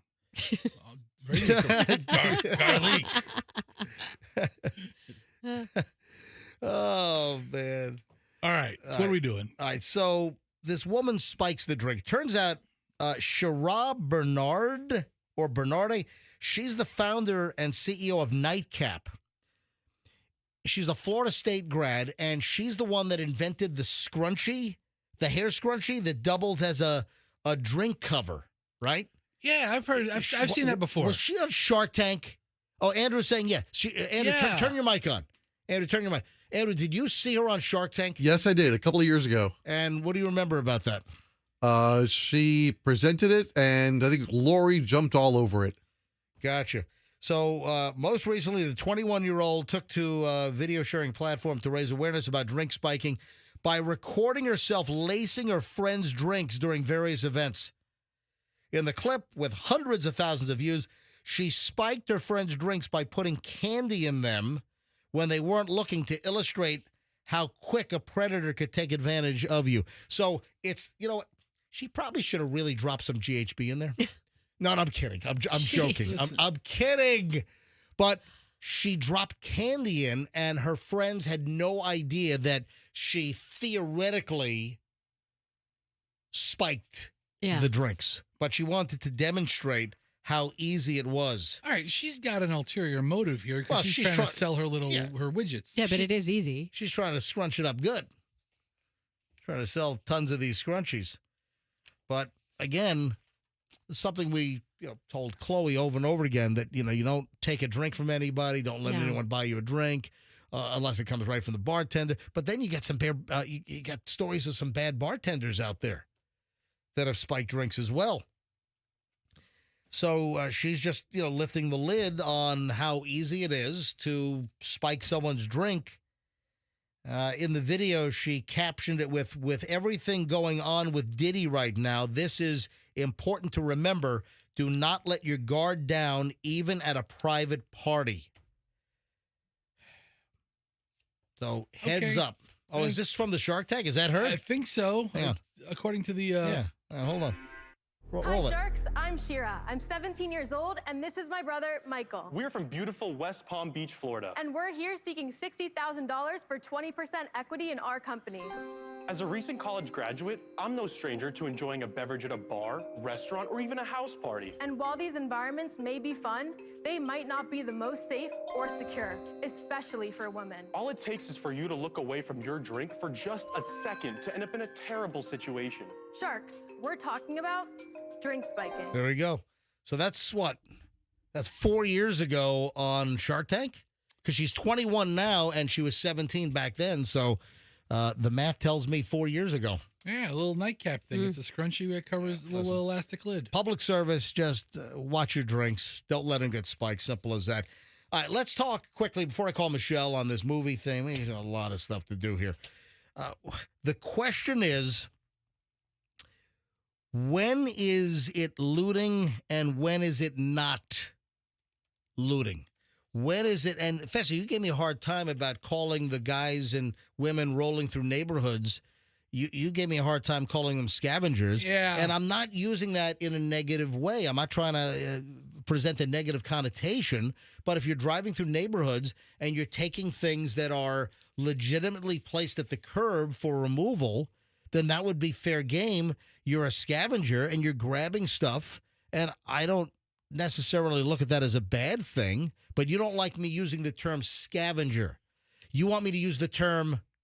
Well, a scrapper... But a scrapper... gets the metal. But how about like a repurposer? Oh, it's an offensive term. Since when are you freaking Mr. Politically sensitive and correct over here? Since I started calling homeless people unhoused. Channel 8 had a piece. Tampa Bay law enforcement underscores difference between scavengers and looters. Right. The Tampa police officers that are on patrol increased patrols after Helene to look after residents and to thwart criminals from turning people into victims all over again. I haven't had time to process this, said Angie Bresnahan, who lives on Davis Islands. Bresnahan was traveling overseas when Helene hit and was just able to witness the damage in her neighborhood Tuesday night and remove her flood-damaged belongings. You come outside to dry something and you intend to keep it, and then it's gone. So, what's the line of demarcation of it's in your front yard and you're drying it? Right. It really needs to be at the curb or in the street. Past the sidewalk, anything at the that's street. anything that's in the middle of your lawn or closer to the house or up on the driveway. It could mean that you're still you're letting it dry out. No, it doesn't. It doesn't mean could. It means yes. That's the deal. It's anything that needs to be discarded or you're waiting to get picked up, or if you want to let scavengers grab this as fair game, and scavengers and those that are cruising through stuff at the curb or stuff right in the street, then that's going to be fair game. Don't go into the middle of someone's yard if they've laid stuff out to dry, or even up the driveway. If it's at the base of the driveway in the street, yeah, but if it's close to the house or middle of the yard, middle of the driveway, don't touch their stuff. So she had stuff that she was drying, and people said, "Oh, look at that. It's out of the yard. I'm going to take it." And that sucks. Yeah, it stinks. Yeah, you're right. That's terrible. I think people will generously give scrap metal away, but just ask and be kind and give people maybe a week to digest. But again, anything at the curb or in the street, that's going to be fair game. One person in Davis Islands whose front yard was filled up with contents from their home told Channel 8 that her family gave somebody gloves and a hand sanitizer, acknowledging that if they're digging through their flood-damaged garbage, the situation must be bad for them, too. Sometimes people do come through and see some people's trash, another person's treasure, said Major Alex Thiel with TPD. We have not had any true reports of looting. When property or things are placed along the curbside and people come through and take a look at the property, that's not necessarily looting. Again, yeah, curbside in the street, that's going to be fair game, but leave people's stuff alone if it's in the middle of their yard and it's laid out nicely and it's clearly drying. Don't take their stuff. But even the people who inadvertently take things off of the lawn, maybe they were vague on what the law is, I wouldn't quite call them a looter. I mean, I'd call them maybe a theft. Yeah. Well, then what's a looter? Well, a looter breaks the. A looter's like yeah. breaking into a building and then just stealing things, crime of opportunity in that fashion. If somebody's in your yard and you think you're doing the right thing by shooting them, you're not. No, you can't shoot somebody in your but yard. there's these signs. I saw a collection of spray-painted signs around the Bay Area. You loot, we shoot. And listen, I'm for that if they're in your house. Yeah, if they break in, absolutely. But if they're in your yard, eyeballing what you discarded, no dice. Let me finish with this, and then we'll call Michelle on this movie thing, which is insane. Cash Kitty time. The word right now is reveal. This hour's word for the Cash Kitty is reveal. R-E-V-E-A-L. Text the word reveal, R-E-V-E-A-L, to 45911 nationwide before quarter after. You got a shot at $1,000 cash, or you can enter it on the MyQ105 website. That's myq105.com, or the Q105 app. The $1,000 word right now is reveal. R-E-V-E-A-L. Text it nationwide to 45911. Clearwater Police, they put out a message on social media that their My Clearwater PD Communication Center has received calls from Clearwater Barrier Island residents who are reporting looting after they placed items for disposal at the curb and a random person takes it. The Clearwater Police Department posted on social media that residents have reported looting, but if it's at the curb, that's not truly looting. Here's a quote. This is a release from the Clearwater Police Department. Clearwater Police Department would like to clarify it is not considered looting, theft, or any other crime when someone takes items that you leave at the curb for disposal. Looting happens when someone forcefully enters a home or business with the intent to steal from or sack it. We want the community to understand the difference and report criminal activity appropriately, and to avoid losing things that may be worth keeping. Maybe dry items in the backyard. Don't put them in the front yard. Don't let the scavengers rolling through even see the items, is what I would suggest. So best of luck with that. Oh man, this I got to tell you about the piss bandit later on. The what? Yep. The piss bandit. Uh-oh. Yeah. It's a great name. A little teaser. Piss bandit's coming up. Oh, I have neglected the Diddy pile. We've been so jammed up, obviously, with storm coverage and the aftermath. I've accumulated this massive Sean Diddy Combs pile, and there's a lot of new stuff even from yesterday that's fresh.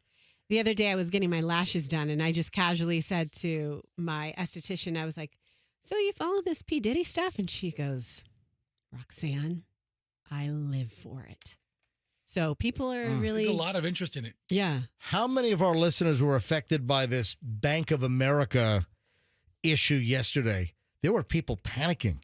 As they should have been. People thought that like their entire accounts were wiped out, drained, like some kind of nightmare cyber theft, like international crime syndicate or bad actor nation, ripping off all their money. So Bank of America had this massive, widespread outage yesterday. People couldn't get onto their accounts. People were going to their accounts and their balances in their checking and savings were showing zero. Reports of the problem at B of A really hit full circuit at about 12:45 p.m. Eastern time yesterday. And customers were complaining that they could not see their account balances. Some were at zero, as I stated. Bank of America acknowledged to media that some clients are experiencing an issue accessing their accounts and balance information. The issues are being addressed and have largely been resolved. But initially, a lot of people thought it was some kind of a hack or maybe some, state-sponsored cyber terrorism was taking effect. There's a lot going on with Iran and the Middle East right now. Yeah. Point. So, I mean, that's something that popped into my head. Or North Korea or, who the Russians, who the hell knows? Bank of America declined to specify as of early last evening what caused the problem. Anyone in the room here use Bank of America?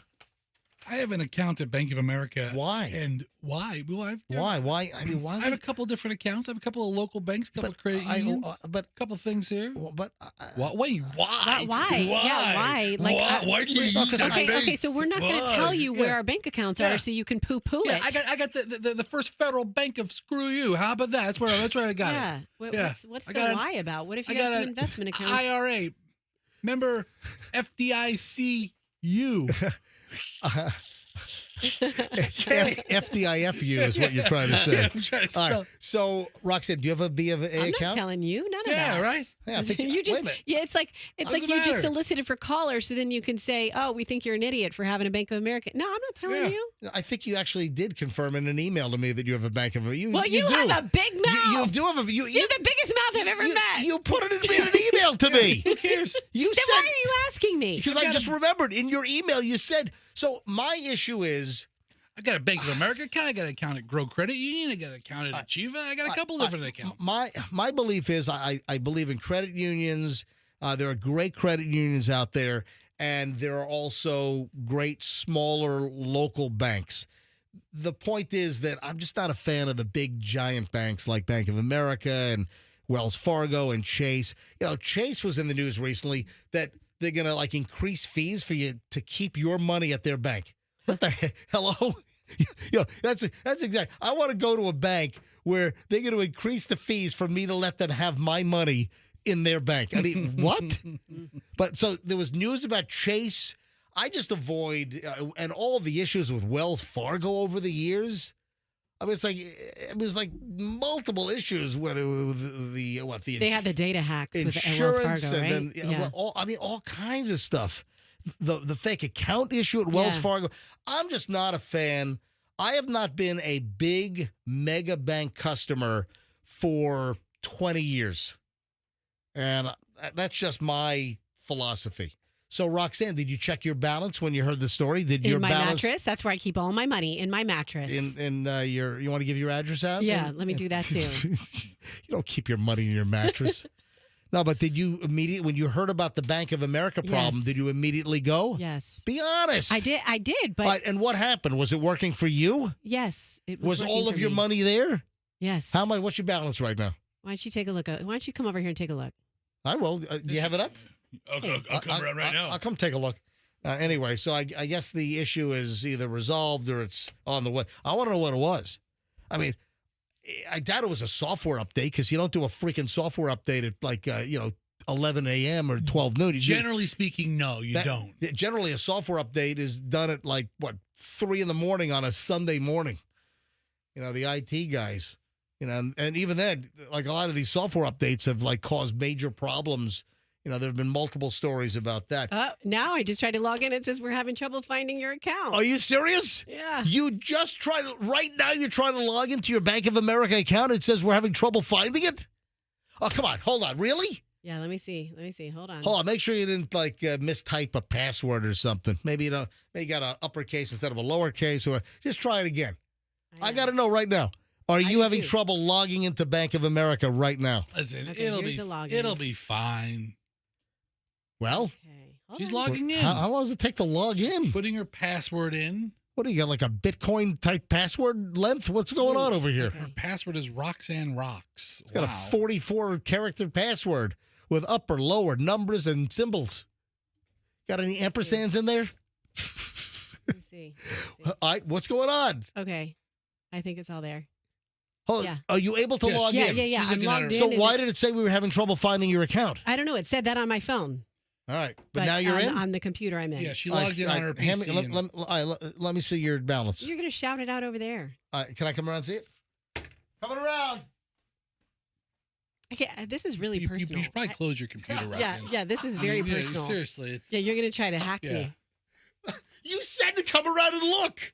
I don't All want right. to. The jollies that MJ's getting off of I looking at somebody's know. accounts is so weird. It is Isn't it so weird? weird. I'm not getting It's so jolly. weird. No, it sounds Roxanne weird. said to come take a look. This is your jolly voice. It's really weird. It's your freaking jolly me out. voice. All right, speaking It of is. money. Yeah, speaking of money. Speaking of So, moolah. you know what it is? You were Mr. Nosy Sticky Beaker. You love information. Okay, speaking of moolah. Yes, that's what I do for a living, Mr. Nosy. I like information. Hence the Duh. jollies. All right. All right. I'm going to play a snippet of a song. Okay. And Roxanne, you've been very good at this. I've played like a snip of a song, and I mean a blip. I mean, not even a full second, not even like a half second. I've played just a boop, and you've been able to get songs lately. So I've been very impressed with this. I have an item I want to get to, but I want to see if you can identify this song. You ready? And do you know that one? Dun, dun, dun, dun, dun, dun. Wait, okay. Do you know that? Do you know Oh, that song? Gosh, I know it, but All right, hang on. yeah. What about? Is it Jenny, I Got Your Number? Nope. How about? No, now it's taking me in another direction. Do you know I that? can't- No. With that, does anyone know? Would anyone like to play at home right now? Play it again? Yeah. 800-990-1047. 800-990-1047. I have a very interesting item about this music, and I was just trying to play the game. Roxanne, you've really gotten. I know. I've given you blips like that like 5 times over the last couple of months, and you've gotten them every time. So, you ready? One more time? Oh, come on. It's making me more confused. when Does you play anyone it. know the little blips of sound that I'm playing right now? Andrew, you put them in. You don't count. I think it sounds like a particular All guy. right. 800-990-1047. 800-990-1047. With just these little blips of audio. Do you know what band this is? Here's another one. Oh! Wait. Is it the same song? No, These these are just are blips different from- songs. These are all big songs from the same. Money. Up, Dun, dun. you know what? All the people are calling. Hang on, let me just grab. Hi, MJ Morning Show. Hello. Hello. Yeah, hi. Who's this? Rusty. Do you know what band it is? I know now. I do, but I don't know the name of it. I just know the song. What's the song? Money. Yeah, Pink yeah. So Floyd. Every line is Yeah. ringing here. Hang on. Thanks for calling. Hi, good morning. Who's this? Chris. Chris, did you know the band? What band is it? Pink Floyd. Yeah, so a lot of people knew it. Every line is ringing. All right, folks, you can stop calling. Thank you, Chris. Yes, it's Pink Floyd. So the blip I was just playing. Yeah, I was playing just. I was just doing that, just a little bit of just that little bit, and yes, it's money. So one more time.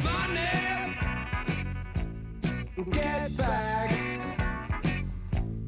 I'm alright, Jack. Keep your hands off of my stack. All right, so that's Pink Floyd's Money. Are we still talking about Bank of America? With No, money? no, we're moving okay, on. I all said right. that was my segue. Speaking of money. Oh, okay. All right, and then and it's not even the song title that I'm referring to. I saw this story. Then This is another big one. news. All right, so that one I gave you the little blurb of that, and that's just the intro to the hook. Did somebody make a wall of money? No. Fester, just hang on. I'm going to explain why I'm smash.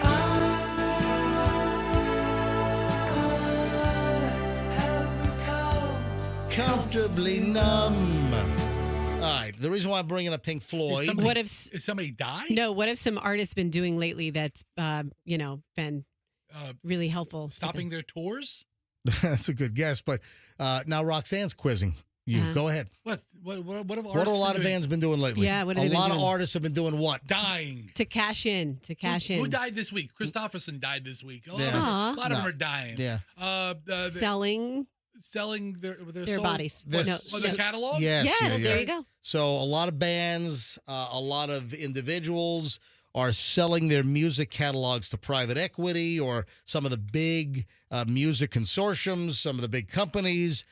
Pink Floyd announced yesterday they're selling all of their music rights to Sony Music for $400 million.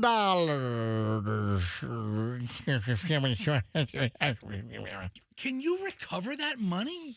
I mean, it's Well- got to be that's a long game. Obviously, they're not buying all these music catalogs to lose money, Fester, so the business model must work. Hey, Queen just sold for, was it $1 billion? Was it $1 billion or even like $1.2 billion? Queen, Yeah.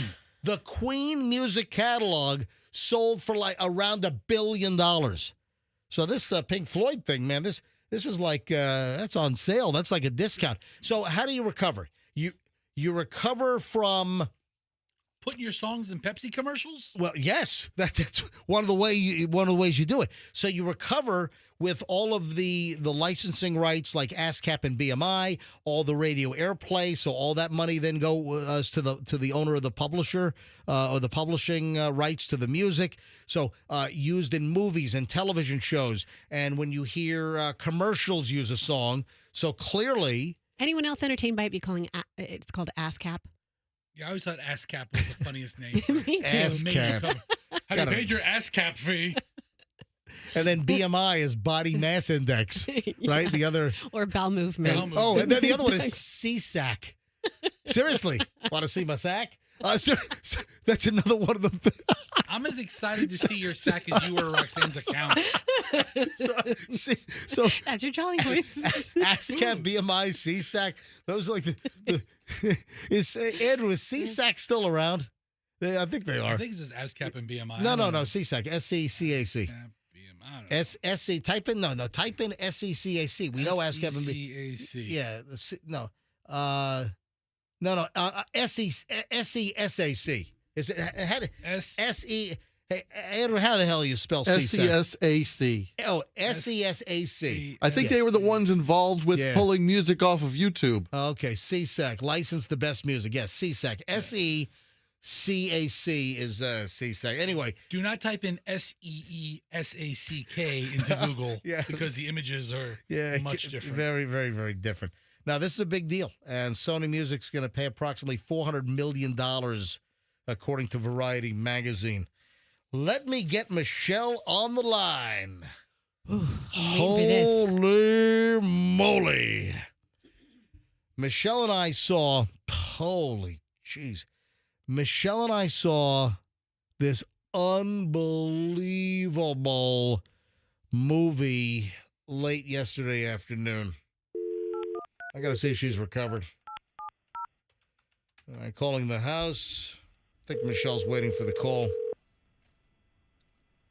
Wow.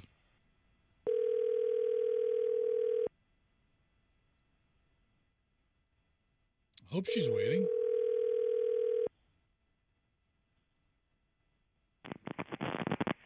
Hello. Hey, sweetie. Good morning. Would you like to try the substance? No, thank you. What was my reaction to seeing this movie with you yesterday? Like shock and awe. There's just no words to describe it. This might be the most impactful movie that I've seen in ages and ages. I mean, there have been impactful movies in my life, but this movie, I think I have enough process to talk about it. Do I recommend it? Absolutely. Do I think that it was incredible? Do I think it was absolute cinematic art? I do. Is it so shocking and different, and does it just keep coming at you? When you think things just can't get any crazier, they do. Sounds very bold. Especially in the last part of the movie. It's like, oh my God, when is this thing going to shut off? And it just keeps going and going and go. I'm like, holy hell. Michelle, did you like the movie? I did. I mean, it was entertaining. It's satirical. It's, kind of a commentary. And, Demi Moore was just absolutely fantastic in it. And that Margaret Qualley was really good. I've only seen her, I think, in like one other thing. So, it was exactly, I think, it was what I expected because I knew the premise of the movie, but at the same time, I didn't know, the exact storyline, right? And so that, of course, was a shock, and then a shock, and then a shock. It was just one thing after another. Yeah. And the premise of The Substance is an aging television star is suddenly aged out and let go and fired, and they want a younger individual to take the place. And the older star that's aging out of the TV role is Demi Moore. And the substance is a substance that you inject, and it's a whole series of the activator, the stabilizer. Don't give too much away. I'm not. Anyway, You are. It's unbelievable. And then she essentially. Don't give too much away. I'm not. She turns into the young. I don't care if you give it away because I'm not going to have time to see it. Maybe the couple of 100,000 All other right, listeners. You have to make time to see it. Roxanne, It's really listen, good. After school, bring your girls. No. Bring your 4-year-old and your 7-year-old. And who are they? What are their names again? Daviana and Mildred Jade. See, this isn't helping you. And Evelyn Jade. I got it. I know the names of the kids now. Good job. Yeah, your kids will love this movie, and then they can go to show and tell and talk all about it at school. Michelle, I think people should see it. We said yesterday that the critic score on Rotten Tomatoes, I think, was 91%. The audience, I think, was 71 or 73%. I'm telling you, this movie made an impact like no movie on me in years and years and years. You're going to love it or you're going to hate it. Okay, can I ask a question that is not going to give too much away? I just want to understand, what is it that makes people walk out of the theater? I don't know. So Michelle and I had this conversation because there were some people apparently that walked out after the first 20 minutes. And I was looking at my watch and I couldn't find really anything that would cause someone to walk out after 20. I can see why some people might walk out a little later on because, I mean, it's graphic. It's bizarre. It's bizarre. Right? Like, it's just, and if you don't, if you're not buying into the premise, then you might just be like, bleh, and walk out. You might be like, oh, this is junk, and walk out. But there are things, Michelle, that we've never seen on the screen in this movie. Yeah, I mean, it was just like, and kudos to Demi and Margaret for just putting it all out there. I think it's brilliant. Nudity. I think the movie's like sheer genius on multiple levels, but it is a shocker. And it's called The Substance, and it just opened up, like a week ago, 10 days ago? Yeah, September 20th. All right. I'm telling you, folks, Michelle and I, we were like, oh, my God, what the bleep is happening now? I mean, literally early on and throughout most of the movie, you're just like, with your mouth Take your breath open, away. Yeah. And then there were so many comedic moments where we're just laughing, riotously. I mean, I don't even know how to describe it. I saw that movie. What was it? The Menu or The Chef? No, it wasn't the chef. It was the It menu. was the menu. That's Yeah. on when they went to the island. Yeah, that movie kind of freaked me out. Is Yeah. it along those lines? But there was like some. I'll tell you what. We saw the menu as well, Uh-huh. and this will freak you out. Exponentially more. Roxanne, I don't even remember the ending of the menu. I remember like the premise of it, or I Right. will not forget this movie. Yeah. Okay. This movie's like embedded in my brain. Yeah. Yeah, last movie I went to see was like Super Mario Brothers. So Me too. I really can't, Me too. I can't relate to this. Holy hell on wheels. Just unbelievable. All right, Michelle. So you say thumbs up. I say thumbs up. Oh, definitely. Like triple thumbs up. Yeah. It's All right. fun. Wow. Okay. Whoa. And I'm going to tell you right now, some people are going to go to it and see the movie, and other people are going to hit me back and say, what is wrong with you? Of course. Yeah. What is Demi Moore nude in it? Yeah, she is. Yeah. Yep. Yeah. They both are. So the old Demi. Not in any like gratuitous way. Yeah, you know, it's not like I'm not saying like, you know, if you're looking for, you know, you want to go see Demi Moore, you know, nude again, or you want to see Margaret Qualley and you know, scope her out. Like it's not like that in any way. Ooh, You're really okay. talking down the movie now. 'Cause I was looking for the gratuitous stuff. Sorry, Fester. Sorry. Yeah, keep the money. I'll wait till it hits streaming. Okay. Final question. Did you guys have nightmares last night because of it? No. No. Yeah, I don't really. That doesn't happen to me. I mean, there were a few scenes that made me a little squeamish. You know, just because of the how things are done, like the very graphic, you know, how the procedures performed. But you know, you just look away for like 2 seconds, and then you know it's over. Yeah. Okay. It's not gory in that sense. It's like, not, ooh, ouch. Yeah. yeah, Okay. yeah. You're just like, ooh, like you know, but. The same kind of ouch you get, you know, when you go and get a shot or you get blood drawn, that kind of thing. Yeah, like, oh, I can't watch. I can't look. Okay. All right, Michelle, I got to run. Have fun. All right. I got the Diddy pile. Oh, the update on Matthew Perry is out. Another individual involved in the death of Matthew Perry and the ketamine distribution has pleaded guilty. Another one of the doctors. You know, essentially, they're just admitting guilt here. They're pleading guilty and throwing themselves on the mercy of the court. The latest now is Dr. Mark Chavez, one of the attorneys and one of the doctors involved.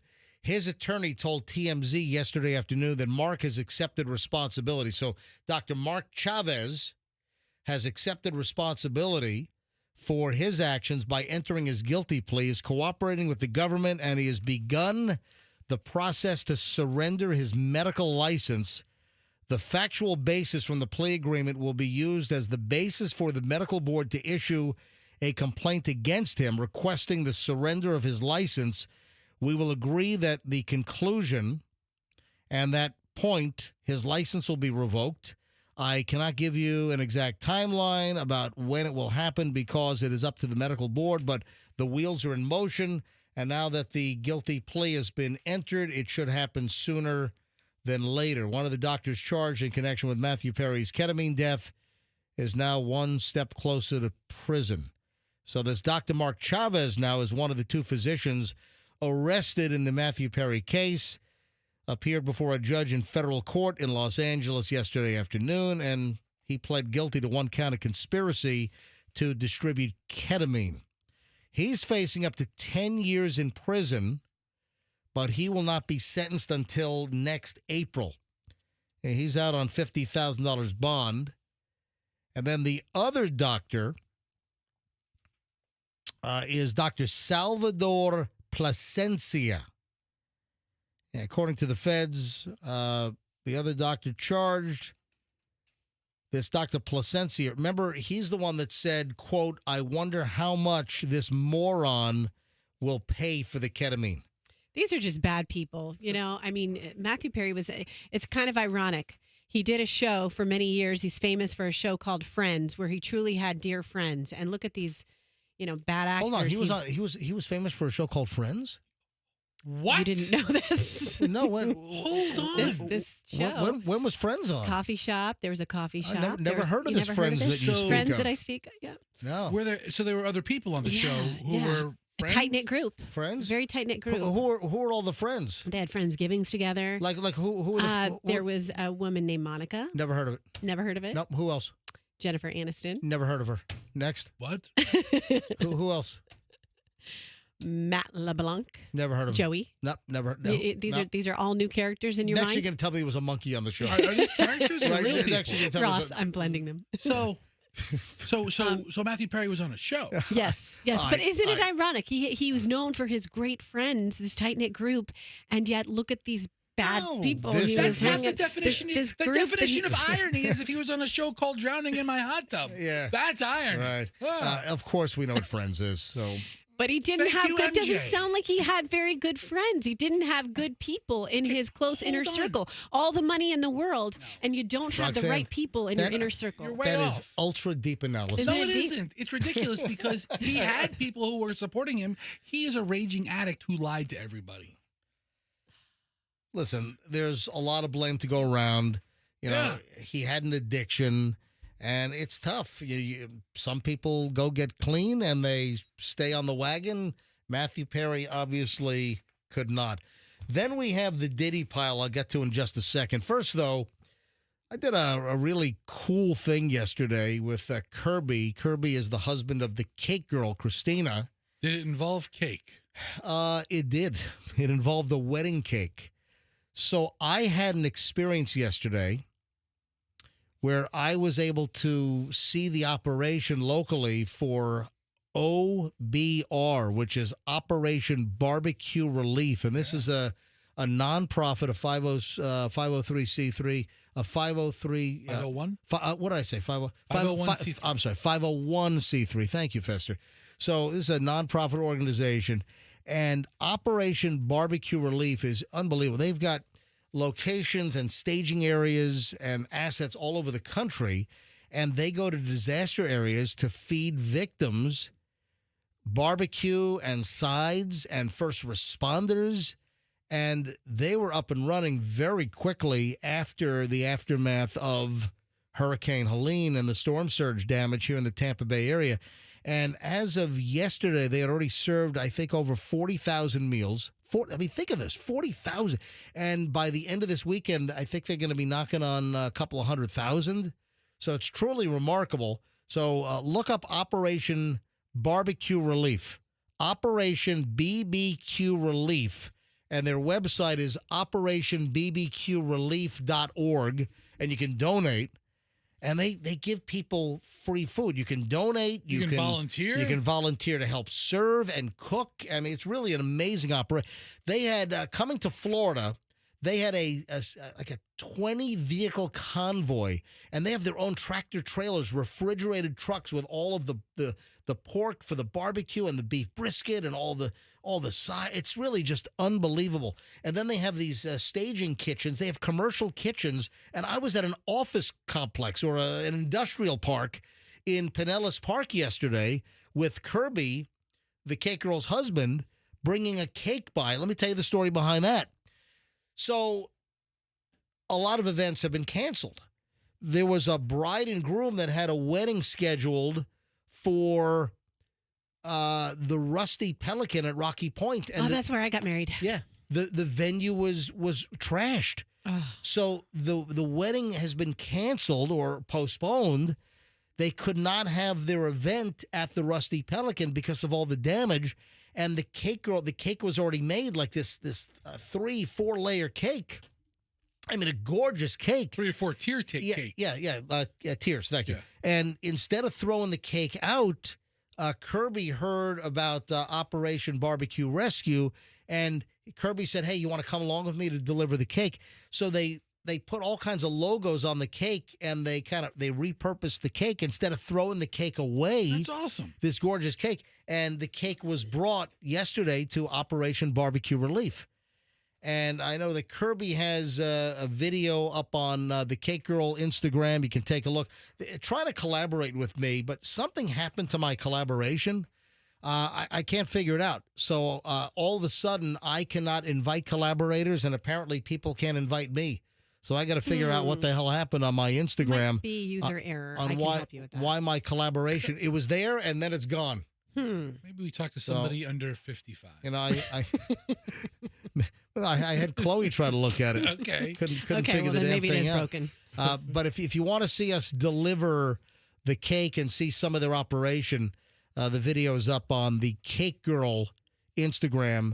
That's the Cake Girl, and you can see Kirby and I visiting this Operation Barbecue Relief, delivering the cake. So it was just a wonderful operation. That's cool, man. And tons of local volunteers. It was just, really tremendous. All right, should I do the Diddy pile? Or maybe I need a buffer in between, something nice and before I go to the Diddy pile. Hey, I guess I'll buffer. So Tampa International has now been voted best large airport in America by USA Today. Oh, yeah. It seems that I don't know how many different operations and organizations named Tampa International one of the best airports, but it seems like every other day they're named one of the best airports in the world or America or whatever. And listen, I love the airport. I've said forever. This was a voting thing, though, right? I mean, this panelist came up with it for USA Today, and then it was the people spoke. So TPA, or if you're a pilot, it's KTPA, and it's the best. TPA is the best. Local airport consistently ranks high for its public art programs, efficient pre- and post-security processes, recent major renovations. They're, teasing that future airside D as in Delta. And that's going to be built within the next couple of years or so. But Tampa International was just voted best large airport in America by USA Today readers. That's cool. So look at that. And I agree. I mean, when I've been to airports all over the country and all over the world, and the ease of getting in and out of Tampa International Airport is just phenomenal. I voted like 20 times for that. You did? Mm-hmm. I want to show my love. You really? I'm you a stacked passionate it up? TPA Roxanne's person. talking about putting the fix in here. Look at that. I voted a couple times. Yeah. See, you're admitting that you stuffed the ballot box? No, I did exactly as the rules permitted. Tulsa might have won, and you stole it from them because you voted 28,000 times? I voted for Tulsa. Starts with a T. $18 for economy parking is a little on the high end, Tampa. Hey, on the port war, what did you say? $18 for economy parking is a little bit on the high end. You're gonna make me park way the hell out there and take a tram in, and you're still gonna charge me $18 a day? No. Give me $15 a day. I thought the economy was 13. Has it gone up? No, it's 18. Now it's You should just 18. do long term. Okay. Economy is now 18. Listen, short term's like 28. Right. What is the Long-term's cheapest? 22. $18 a day. Hold on. So economy is $18 a day. So short term, short. You have long term. Short term is the most expensive. So it's like free for like the first hour. Right. But then it's $28 a day. Right. And then $22 a day for long term. And then you're going to make me ride a tram and park Miss way your the hell flight. out, park way the hell out there for a $4 a difference day. That went up significantly then, didn't it? Yeah. So, I mean, I love you, TIA, but I see you. TPA. Whatever. Yeah.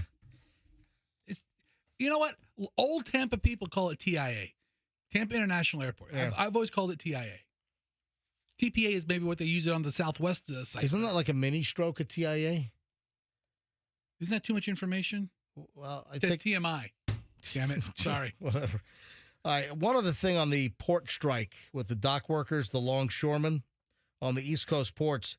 One of the areas we talked yesterday about this and how bananas coming in from Central and South America, that could be problematic. There is no toilet paper shortage. Do not go out and hoard toilet paper, ladies and gentlemen. Knock it off. All right, but dude, I saw like the boss of the longshoremen give like a little talk about what's going to happen the next couple of weeks. Okay, and what did he say? He says 2 weeks, car dealers are going to start firing salesmen because they can't get cars in from the port. Right. And then the malls are going to close down because they can't get all their tchotchkes from China. And he says that because every port from Texas to Boston is going to be closed, they will strangle the economy of the United States. Oh, that's lovely. Until they want to. So he says, "Hey, let's cut through the chase, or cut to the chase, whichever one it is. Let's go to the table. Let's negotiate now." They're holding us hostage. We're like hostage victims right now. And then he says, well, the president's going to use whatever that bill's called. The Taft-Hartley. He says, use it. He goes, all that does is puts us back to work for 60 days. Taft-Hartley Act. He says, that means we have to go back to work for 60 days. It's just a Band-Aid. He goes, and do you think we will work at the same pace? Yeah, they'll slow it down. They will slow it down. I agree with some of what they're looking for. They're looking for protections from automation and AI. I agree with the longshoremen on that. 77% raise. Like over 6 years. Over 6 years. So in the final year, they would get a 77% raise over where they are right now. That's a lot. It works out to be. I don't know many places where people are going to get a 77% raise over a 6-year period. So that seems a little excessive to me. Also, a lot of these longshoremen make well into six figures. A lot of these longshoremen can make $200,000 to $400,000 a year. I mean, that is unbelievable. You know, a lot of overtime, et cetera. Double time, whatever it works out to be. Oh, my friend Craig just hit me up. The other thing about the Tampa airport and all Florida airports is disabled veterans get free parking for up to 45 days. That's good to know. Can I get back to the longshoremen? Oh, sorry. I was in my right. Tampa parking world. Yeah, Forgive me. I guess so. Did you just miss our last 3 minutes of conversation? I don't know where you've been. All right. So one of the other things regarding the port is like some of the produce coming in from Central and South America, obviously goods coming over from Asia, car imports, domestic vehicles, they're coming in via rail and truck. So stuff made in the United States, I don't think you have to worry about. Yeah, but if I want to see it in a Kia, yeah. Where does it come? Where does it go? That's coming from South Korea. Where's my Volvo going to be? One of the other areas that we mentioned, bananas yesterday, could have a big short supply. Yeah, that's going to be a problem. What do you think we have in our shakes every day? Also, hamburger supplies and frozen seafood. Yeah, dock workers striking East Coast and Gulf Coast ports are preventing imports of beef that restaurants and retailers increasingly rely on to make hamburgers due to limited domestic supplies. We don't have enough beef in America? What the hell How's that? We We got plenty of head of cattle. I like my beef from America. American beef. There's beef that's what's for dinner. There we go. That's a good Canadian beef. Hey, Andrew, give me the beef it's what's for dinner music, could you please? Like to hear that. All right, so... But you look at go to the fish department at your grocery store and pick up all those bags of frozen fish, and they're from everywhere else but here. China, Thailand, Cambodia. But even the wild caught stuff is from other countries. A lot of it is. Yeah. All right, on to the what time is it, 8:40? 8:40. Yeah. On to the P. Diddy pile. Where do I begin? Yeah, right. Oh, my Because God. we've kind of taken a break from him since last midweek. Yeah, so we stopped with the P. Diddy stuff last Thursday, probably. Maybe before that, because we were all storm leading up to it. Yeah. But so I've accumulated a lot. So in no particular order, Denzel Washington once stormed out of a Sean Diddy Combs party and screaming, "You don't respect anyone." Sounds like Denzel Washington had it figured out and has a bunch of decency all jammed up in his DNA.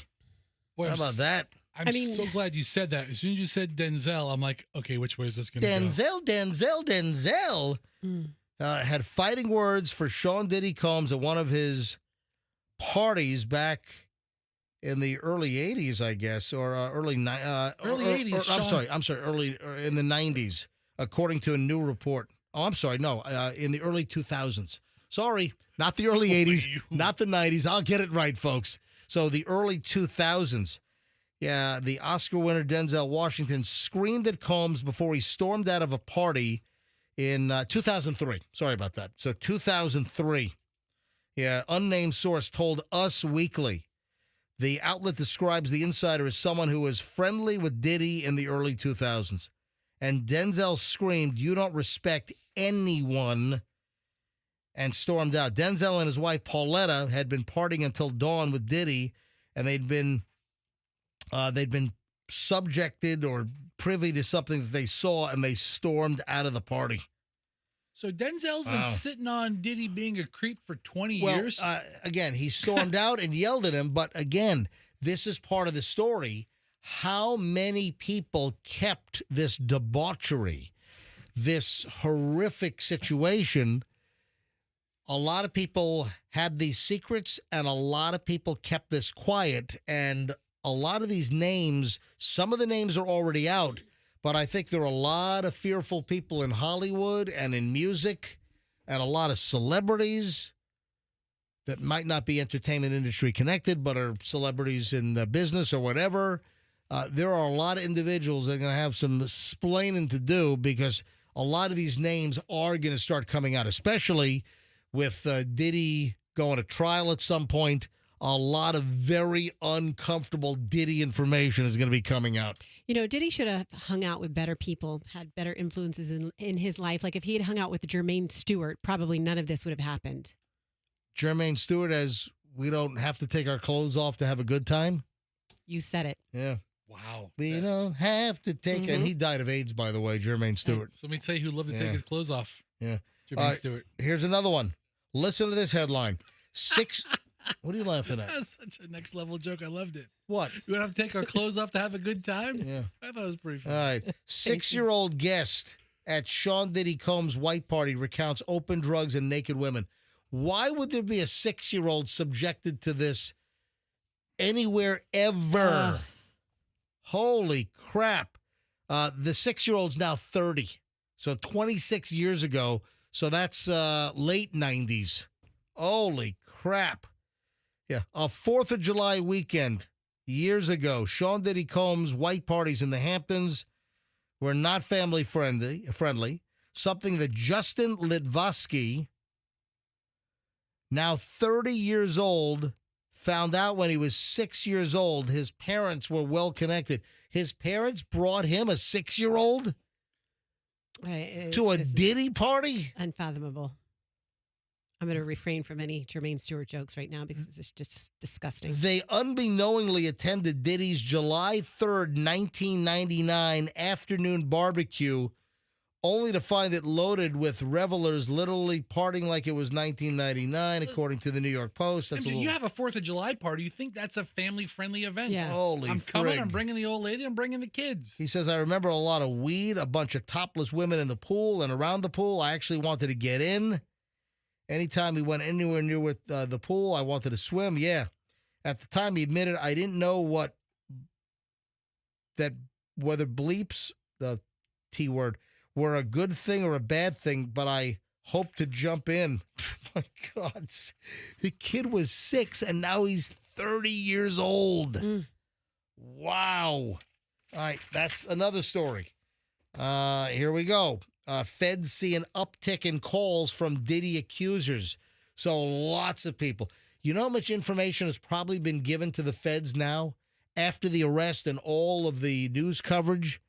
Yeah, I'm sure the feds, the U.S. attorney investigating this whole thing, I'm guessing that there has been a pouring in of additional information that we don't even know about. That, again, remember the U.S. attorney, what's his name? Damian Williams. He's the U.S. attorney for the Southern District in New York.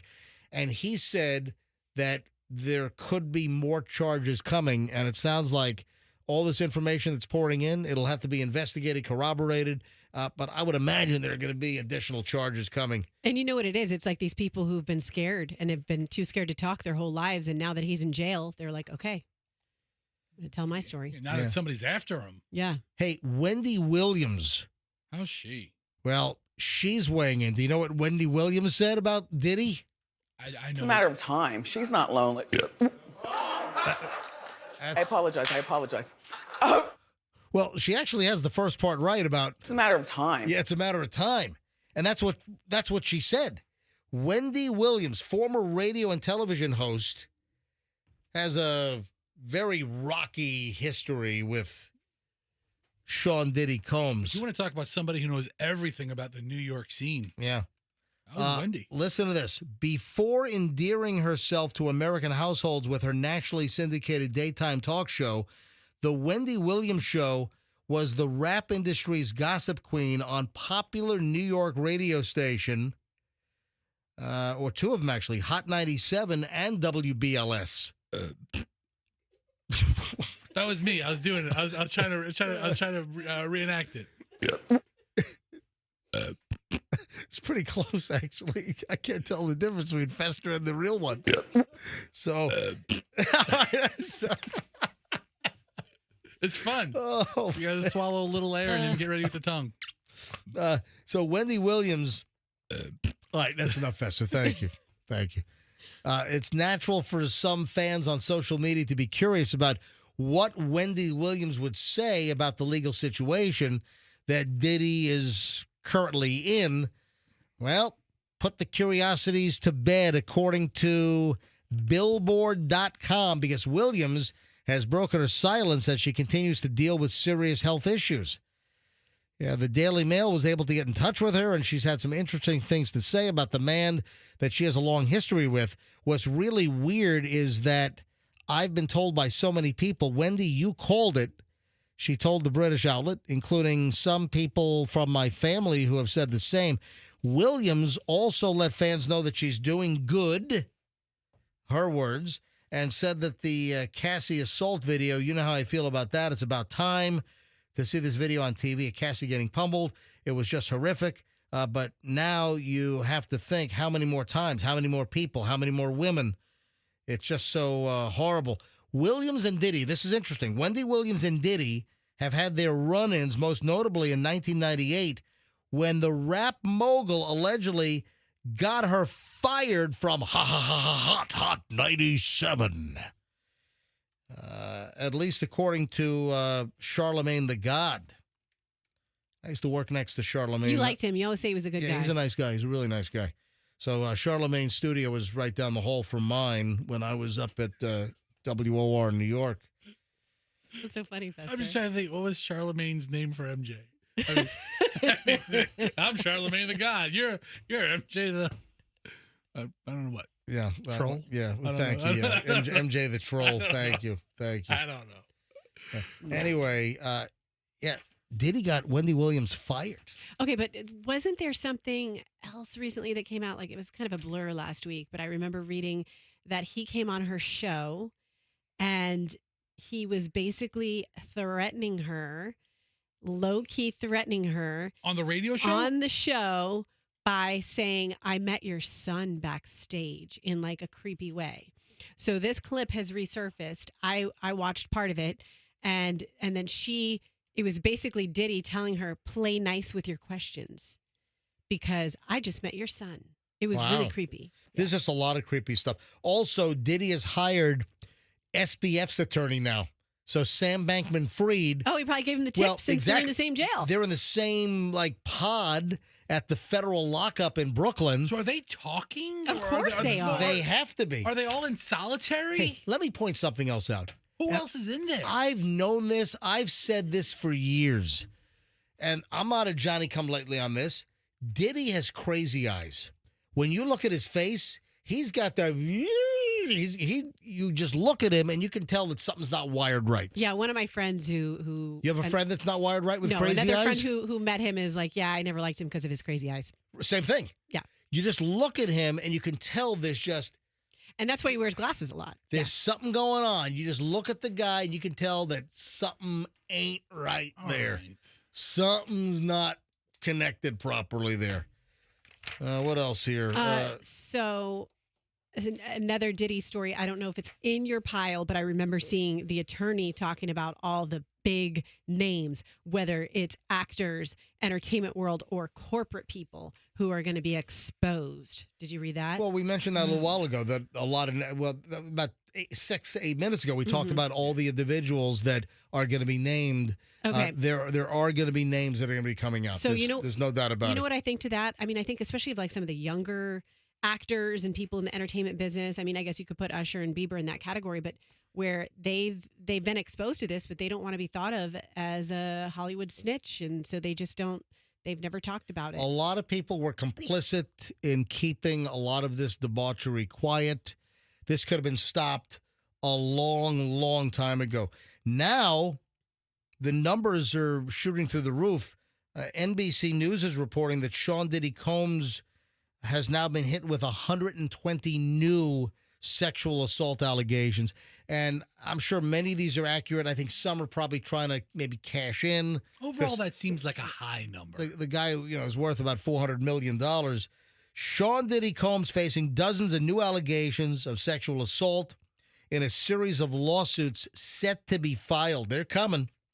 At a news conference held Tuesday, Texas-based attorney Tony Busby said he is representing 120 accusers with allegations against Sean Diddy Combs going back over 20 years. What, did he advertise a P. Diddy class action suit or something? How'd you get 120 people? That's a hell of a lot. That's amazing. Yeah, Michelle just reminded me, and I think this is in my pile as well.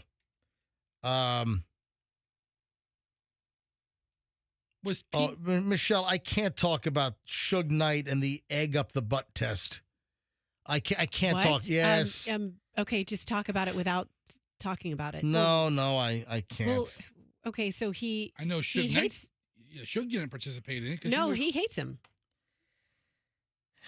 I don't know. Don't Suge Knight and Puff Daddy hate one another? Yeah. Oh, also, back to Wendy Williams for a minute here. Back in 2022, Diddy's former bodyguard, Gene Deal, alluded that his then boss, getting Wendy Williams fired from Hot 97, the New York City radio station. In an interview with Art of Dialogue, you started the conversation earlier about what did I mean about the power Puff had. With the radio stations in New York, mother bleepers didn't breathe hard if Puff didn't want them to. Puff got one of the hottest DJs off of Hot 97 because she wanted to put up a picture of him getting his pants pulled down, adding that Puff told Hot 97 if they didn't get rid of her before he got back to New York, that they was not going to get any music from any of his friends, and any of the record label executives that was cool with him. Everyone was going to boycott their station.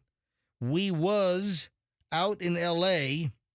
for about 3 days before we landed back in New York. Wendy Williams was in the radio station in Philly. It was over for her. She was fired. So, wow. So Diddy got Wendy Williams fired. And we mentioned that earlier, but that's exactly why it happened. So 120... I mean, this dude, this Tony Busby, is he running commercials like the mesothelioma spots? Yeah, Have you been abused by P. Diddy? Yeah. Or were you serving in Camp Lejeune from 1957 to 1990? Or were you at a P. Diddy party from 1998 to 2023? Now, this Busby lawyer out of Texas, he's a headline grabber. Yeah, I've seen his name numerous times. Yeah, so have I. So he's trying to insert himself into the conversation about P. Diddy inserting himself. Well, apparently he's doing pretty well because he's got 120 clients right now. It seems like a lot. Yeah, Michelle's sending me stuff. I mean, what's the learning curve? Isn't the right word, but what's the curve on the freakiness of these freak off parties? Hold on, here's another one. Charlemagne the God spoke on Diddy allegedly having sexual relations with actor Reginald Vell Johnson, who played Carl Winslow on Family Matters, and confirms was the dad on Family Matters. Listen to me, and confirms that Diddy got Wendy Williams fired from Hot 97 in 1998 for claiming that he's gay. Hold on, forget that. Wow, he had sex with the dad from Family Matters. That's the allegation. Charlemagne the God spoke on Diddy allegedly having sexual relations with actor Reginald Vell Johnson, who played Carl Winslow on Family Matters, and confirms that Diddy got Wendy Williams fired from Hot 97 in 1998 for claiming he's gay. So I guess that and the pants? I don't know. All right. Oh, man, look at the time. Am I going to be okay on time here? Can you make that work for me? I'm running late. Okay, thank you. 8:57 at the MJ Morning Show. There's still some more Diddy stuff I didn't get to. Right, time flies when you have a pile of Diddy in front of you. Just yesterday, Mr. Winslow says that I'm playing with my Diddy for the last 15 minutes. Okay, Vell Johnson totally denies all of this. All right, hold on. Let me just take a break here. We'll continue. I got a lot of stuff to get to in our final hour. I haven't even scratched the surface today. Here on the MJ Morning Show on Q105. All right.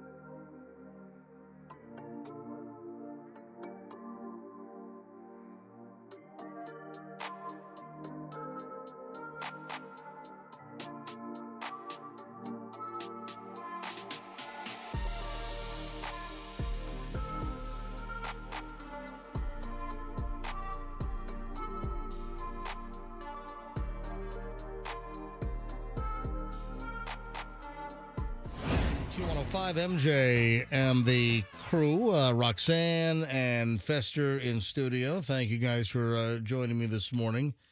So Roxanne, oh wow, we've never gotten that kind of thanks from you. Thank you. It's not exactly charity work. Well, I'm just softening matters here for a second because I do have to address something that Roxanne, you handed this to me, so yeah, I know. I'm just curious about something. One other thing on Diddy. Diddy is receiving some privileges in federal lockup in Brooklyn. It is being reported by former inmate Larry Levine that Diddy is getting special privileges. My information from my source is that they're letting him shower almost every day. Huh? It could be... that causes some problems with other inmates as far as jealousy and special privileges. Apparently, some of the staff is also sneaking food into him. So if Diddy is getting special privileges, does this increases the chances of shankage? And I'm sure some very high-profile people might be happy about that. Yeah, Diddy is getting to shower every day. I don't know. What is standard protocol? If you're in a federal lockup like the Metropolitan Detention Center, the MDS in Brooklyn, how many times a week do you usually get to shower? What's standard operating procedure? For other people, it's 3 weekly showers. Is that true?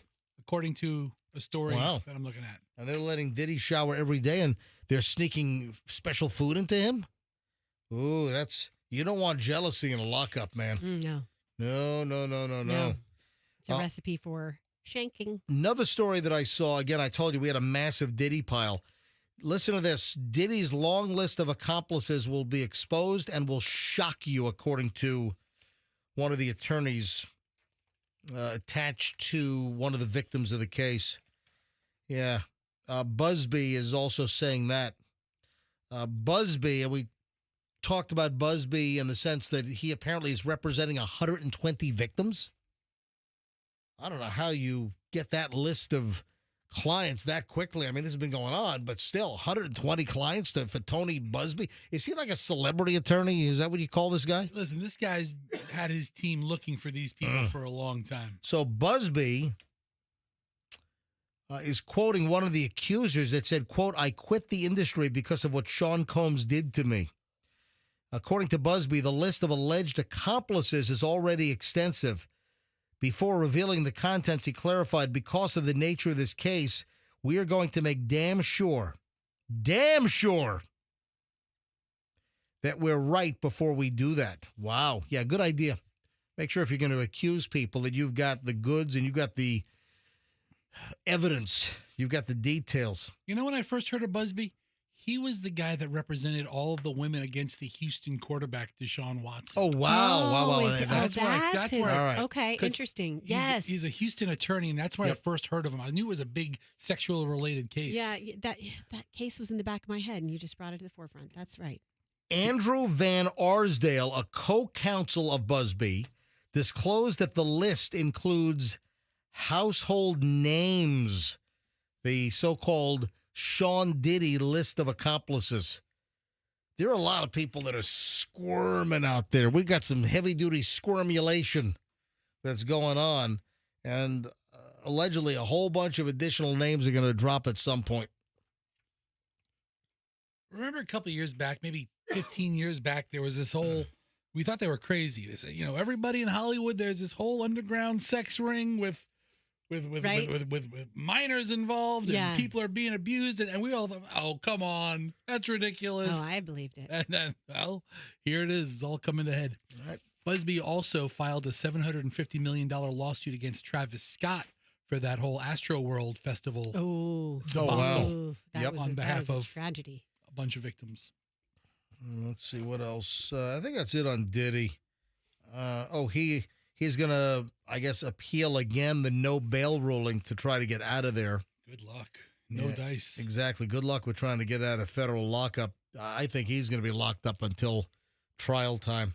Unless he takes a deal, which, then there's no way he's getting out. He's going to be doing time. But he faces up to life in prison with all of the charges against him.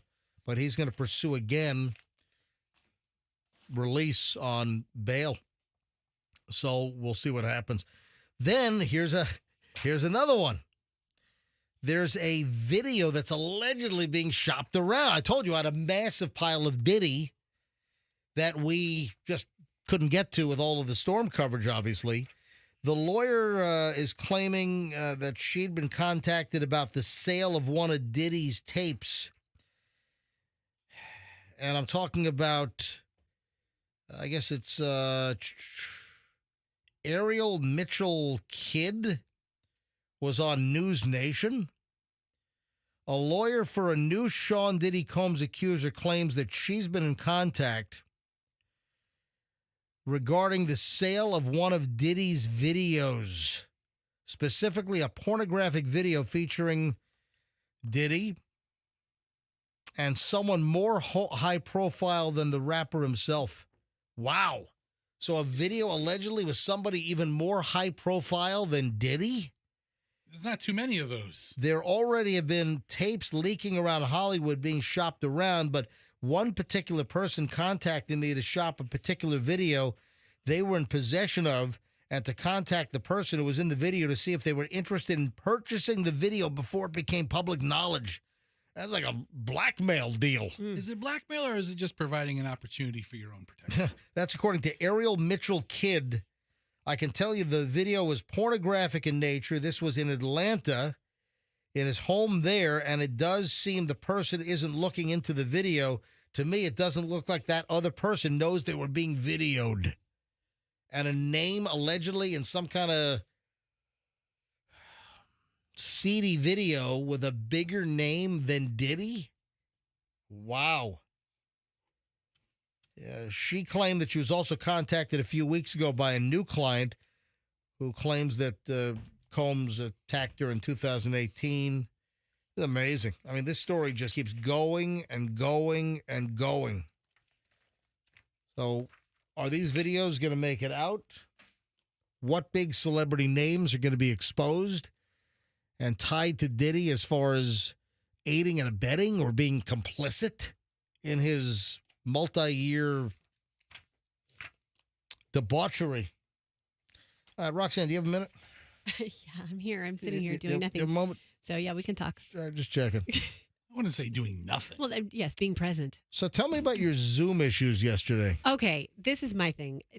I hate Zoom calls. You were on a PTA call via Zoom? Yes, I'm on the PTA committee, and I already have PTA anxiety because I'm the PTA person who's never there because we do a lot of PTA stuff at school when I'm here at my job, right? So I really have to come in strong when I am there, like on these Zoom calls. And I just want to complain about Zoom calls when we have so many other tragedies and serious things going on at this picky little thing. Yes, but I hate Zoom calls. Listen, hey, we continue to do a lot of storm coverage. We continue to bring people a lot of information. But listen, I'm being transparent. We're getting the show back to normal. We're going to do whatever develops regarding Helene and the cleanup. And whenever we can help, we will. You know, we encourage our listeners to donate to the American Red Cross, our parent company, Beasley. We've teamed up with the American Red Cross. You can make a cash donation, just $10. $10. You can text the word Helene to 90999. But don't have like guilt. You know, we're also offering people some relief. Mental reprieve. Yes. Absolutely. All right, so you sent me a note yesterday. Yes. That you had a Zoom disaster. Yes. And you were on a PTA call. And you totally effed everything up trying to get on the call. Yes. So I have Zoom anxiety. I always... Zoom-xiety. Zoom-xiety. Yes. I always screw it up. Like if the meeting is at 6:30, I want to try to start getting on at 6:20 because inevitably there's going to be some sort of technical glitch. So I got on early and I'm on and I'm waiting. I'm on it like I'm in at 6:25. I'm sitting there. It says they're waiting for you to let you in. And then I start getting messages on my, we're all on WhatsApp and it's like, we're waiting for you. We're waiting for you. I'm like, I'm on. I can't get in. And they said, Roxanne, you're using the wrong link. You're using the link for Friday's meeting. Oh my gosh. So then I have to go back and find the other link for that meeting for Wednesday night's meeting. And then I'm inputting the code and I'm inputting it's not working because this meeting was a Microsoft Teams meeting. So then I can't even get into Microsoft Teams because it locks me out every time I try to get into it. So then I have to get Doug to log on for me. I'm 15 minutes late to the meeting and like the principal's on it. And I felt like such an idiot.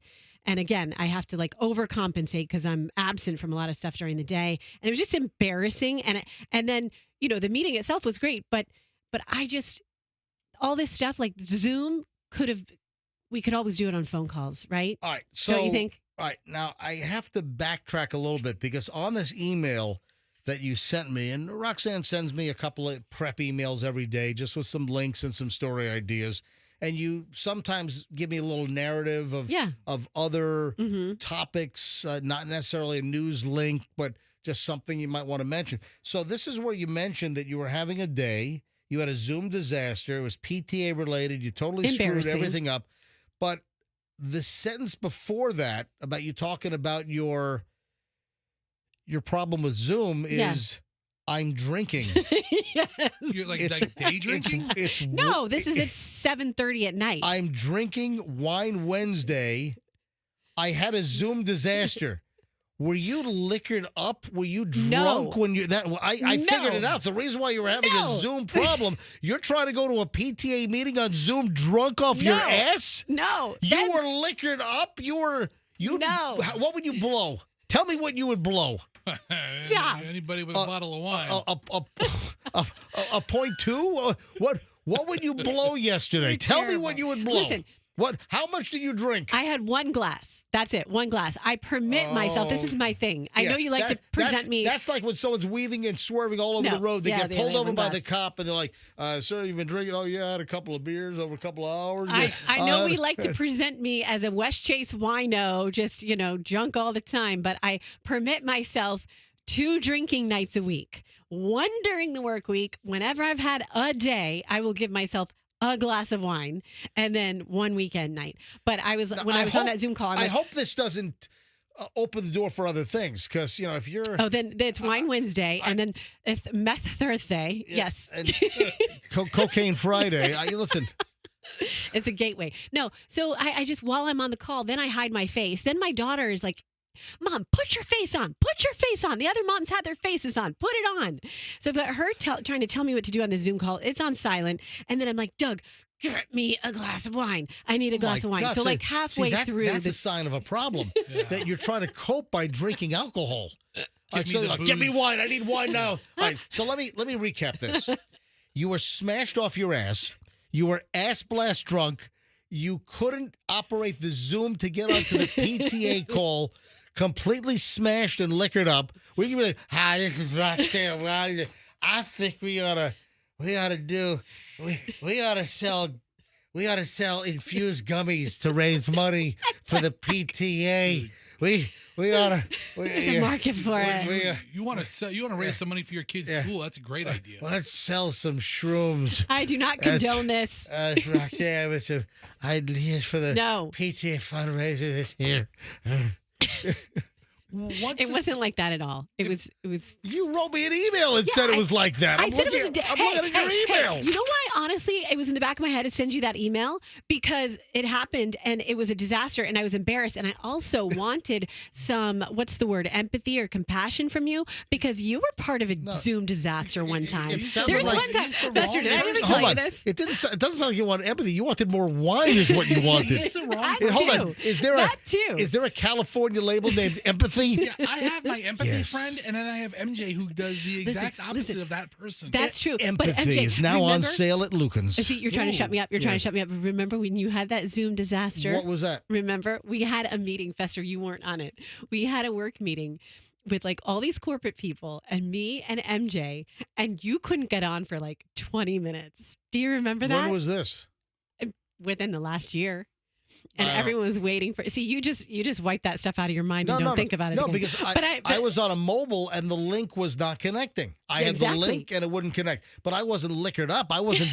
I wasn't. See, you're liquored up. I wasn't. Nor was I. I wasn't day drinking like you. I was day drinking. I wasn't having liquid lunch. You had your own Zoom disaster. Let's just put it that way. I was looking for a little I couldn't log on one time. Yeah, and it was a disaster. Everyone was like, where is he? You think Where MJ is he? can relate to you being half pie-eyed trying to log into a PTA meeting? And then it gives you empathy? I don't need to go to any meetings. There is no meeting that I go to that is worth anything. Yeah, the summation of that meeting was like, could you please collab with us on some IG posts? Yeah, that was it. Let me tell you right now, there is no freaking Zoom meeting I've ever been on that I walked away saying, oh my God, that's something I really needed to do. In fact, it's quite the opposite. Every single Zoom meeting I've ever been on has been like, what a freaking waste of time. Yeah.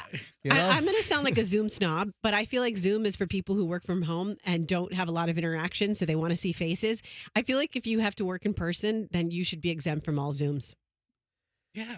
right? That makes perfect sense. I think you like just day drinking at home. That's what I'm thinking. Stop! All right. Stop twisting this. That makes perfect sense too. I didn't have a sip until I was like halfway through the meeting. You sent me a letter. You sent and me said a I'm note. drinking. I said I'm drinking. It was after the right. meeting. What time did your email come in? All right, let's talk more about Roxanne's drunken Zoom. 9:23 at the MJ Morning Show. When we get back, the final chunk of MJ is next. So please stand by. Final segment. Got a lot around. Hey, there's a...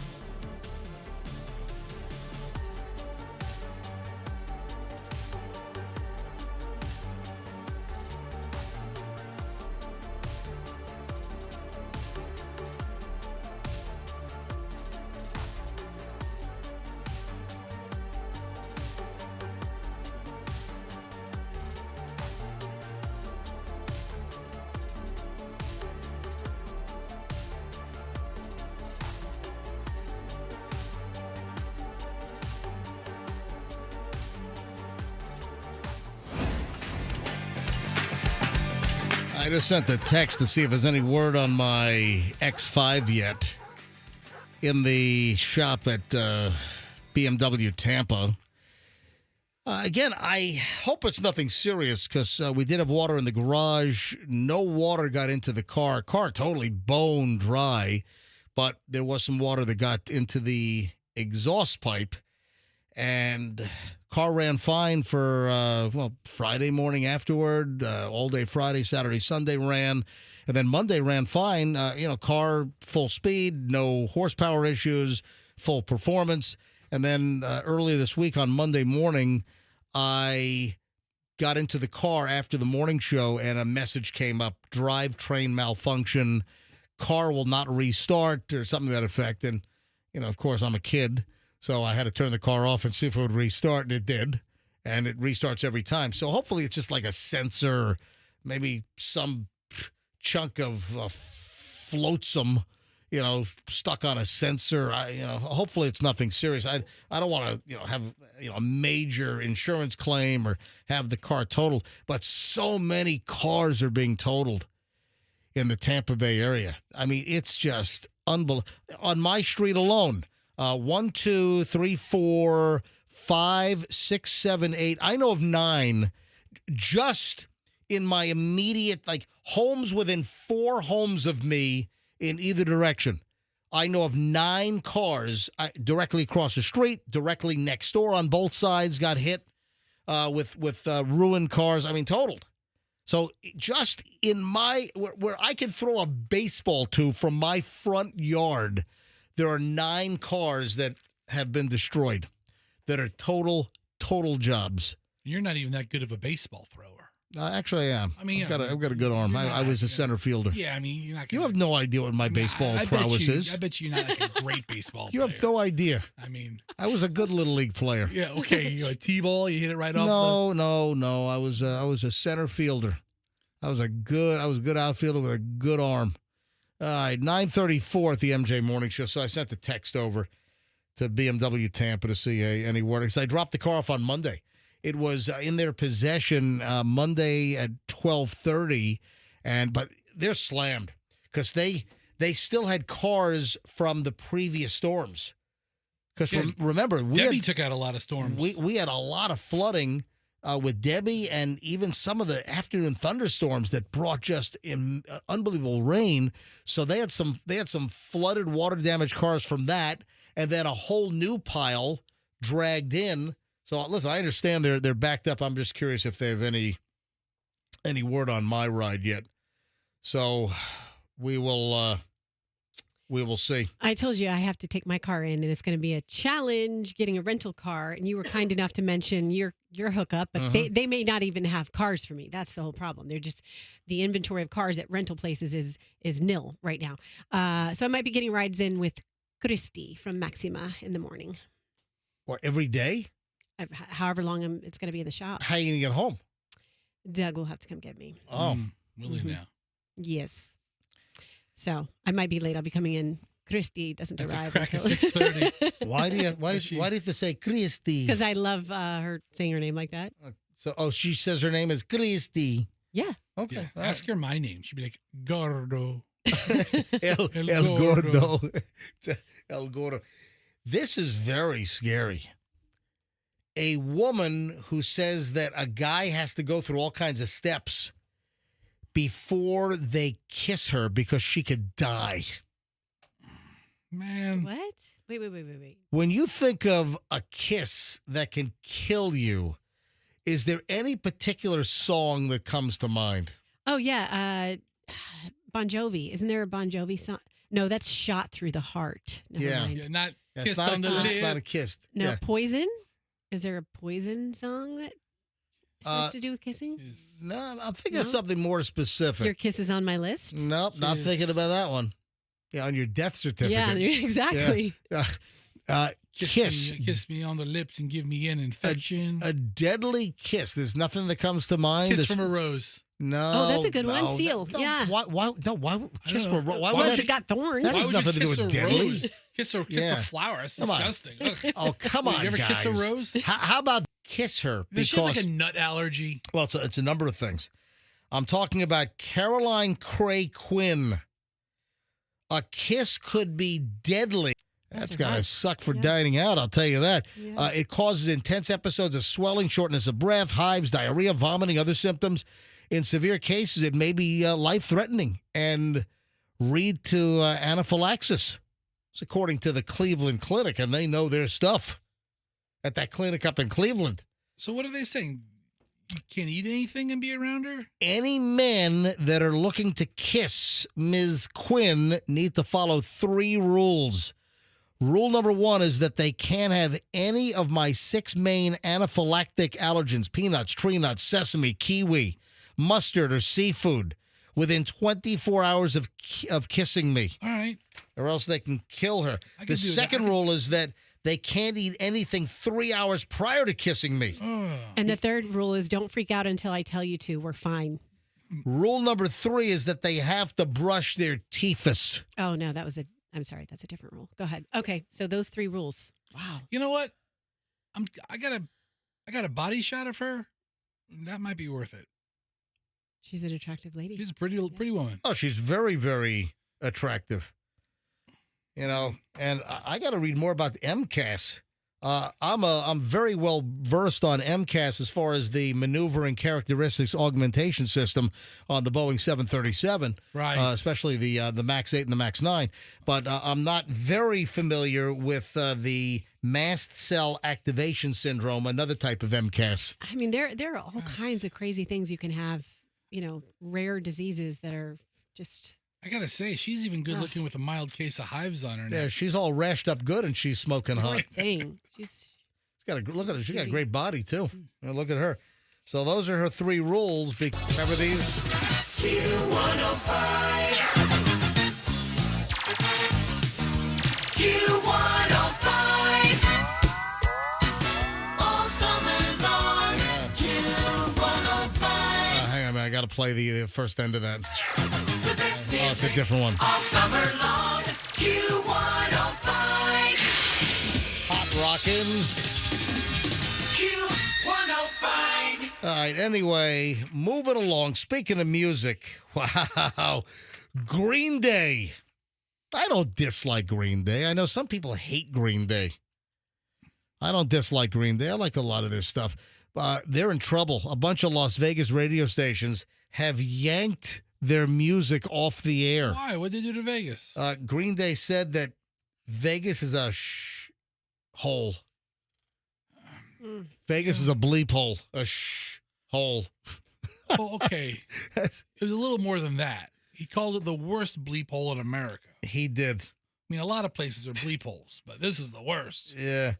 Green Day has been banned from several Las Vegas radio stations because band member Billy Joel Armstrong declared the city a bleep hole. Yeah.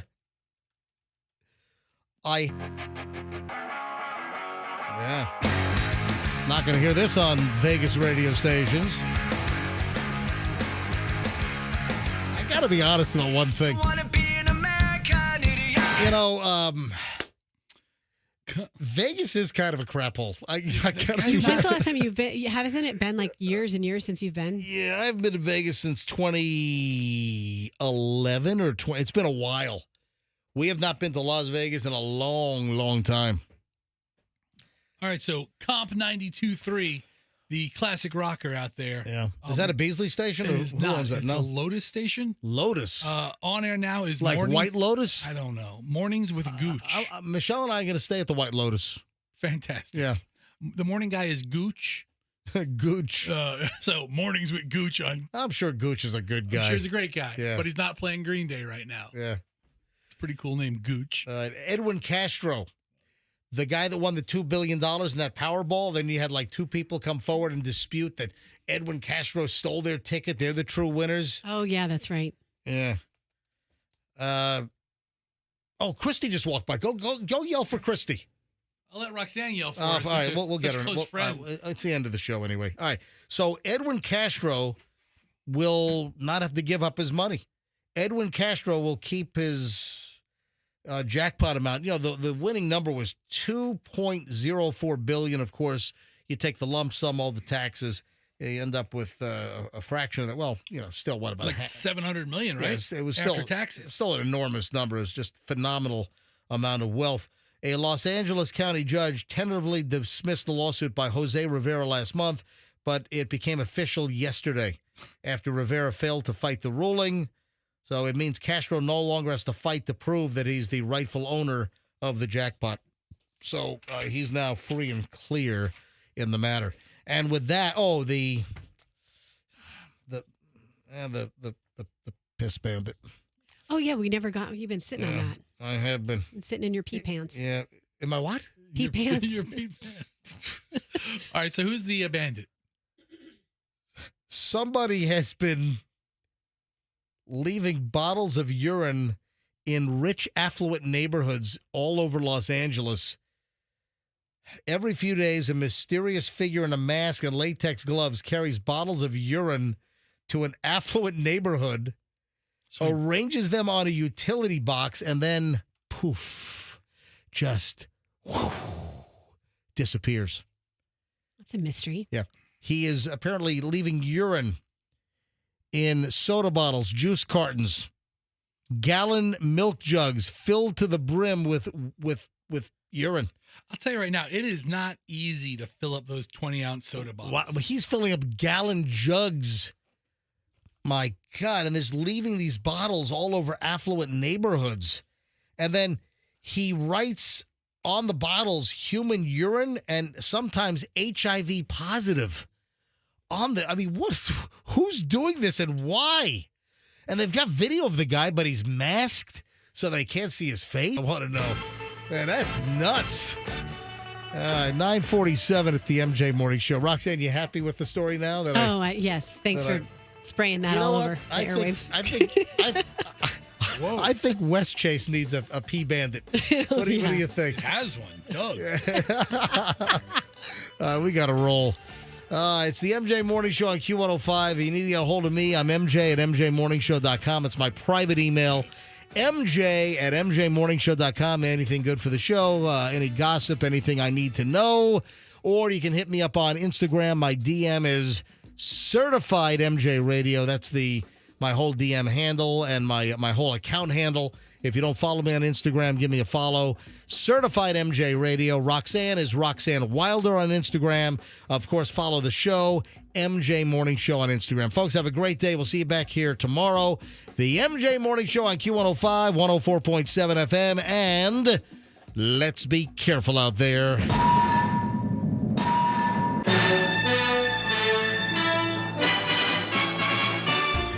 Hear the latest MJ Morning Show podcast on the Q105 app, powered by Anna Jar and Levine Accident Attorneys.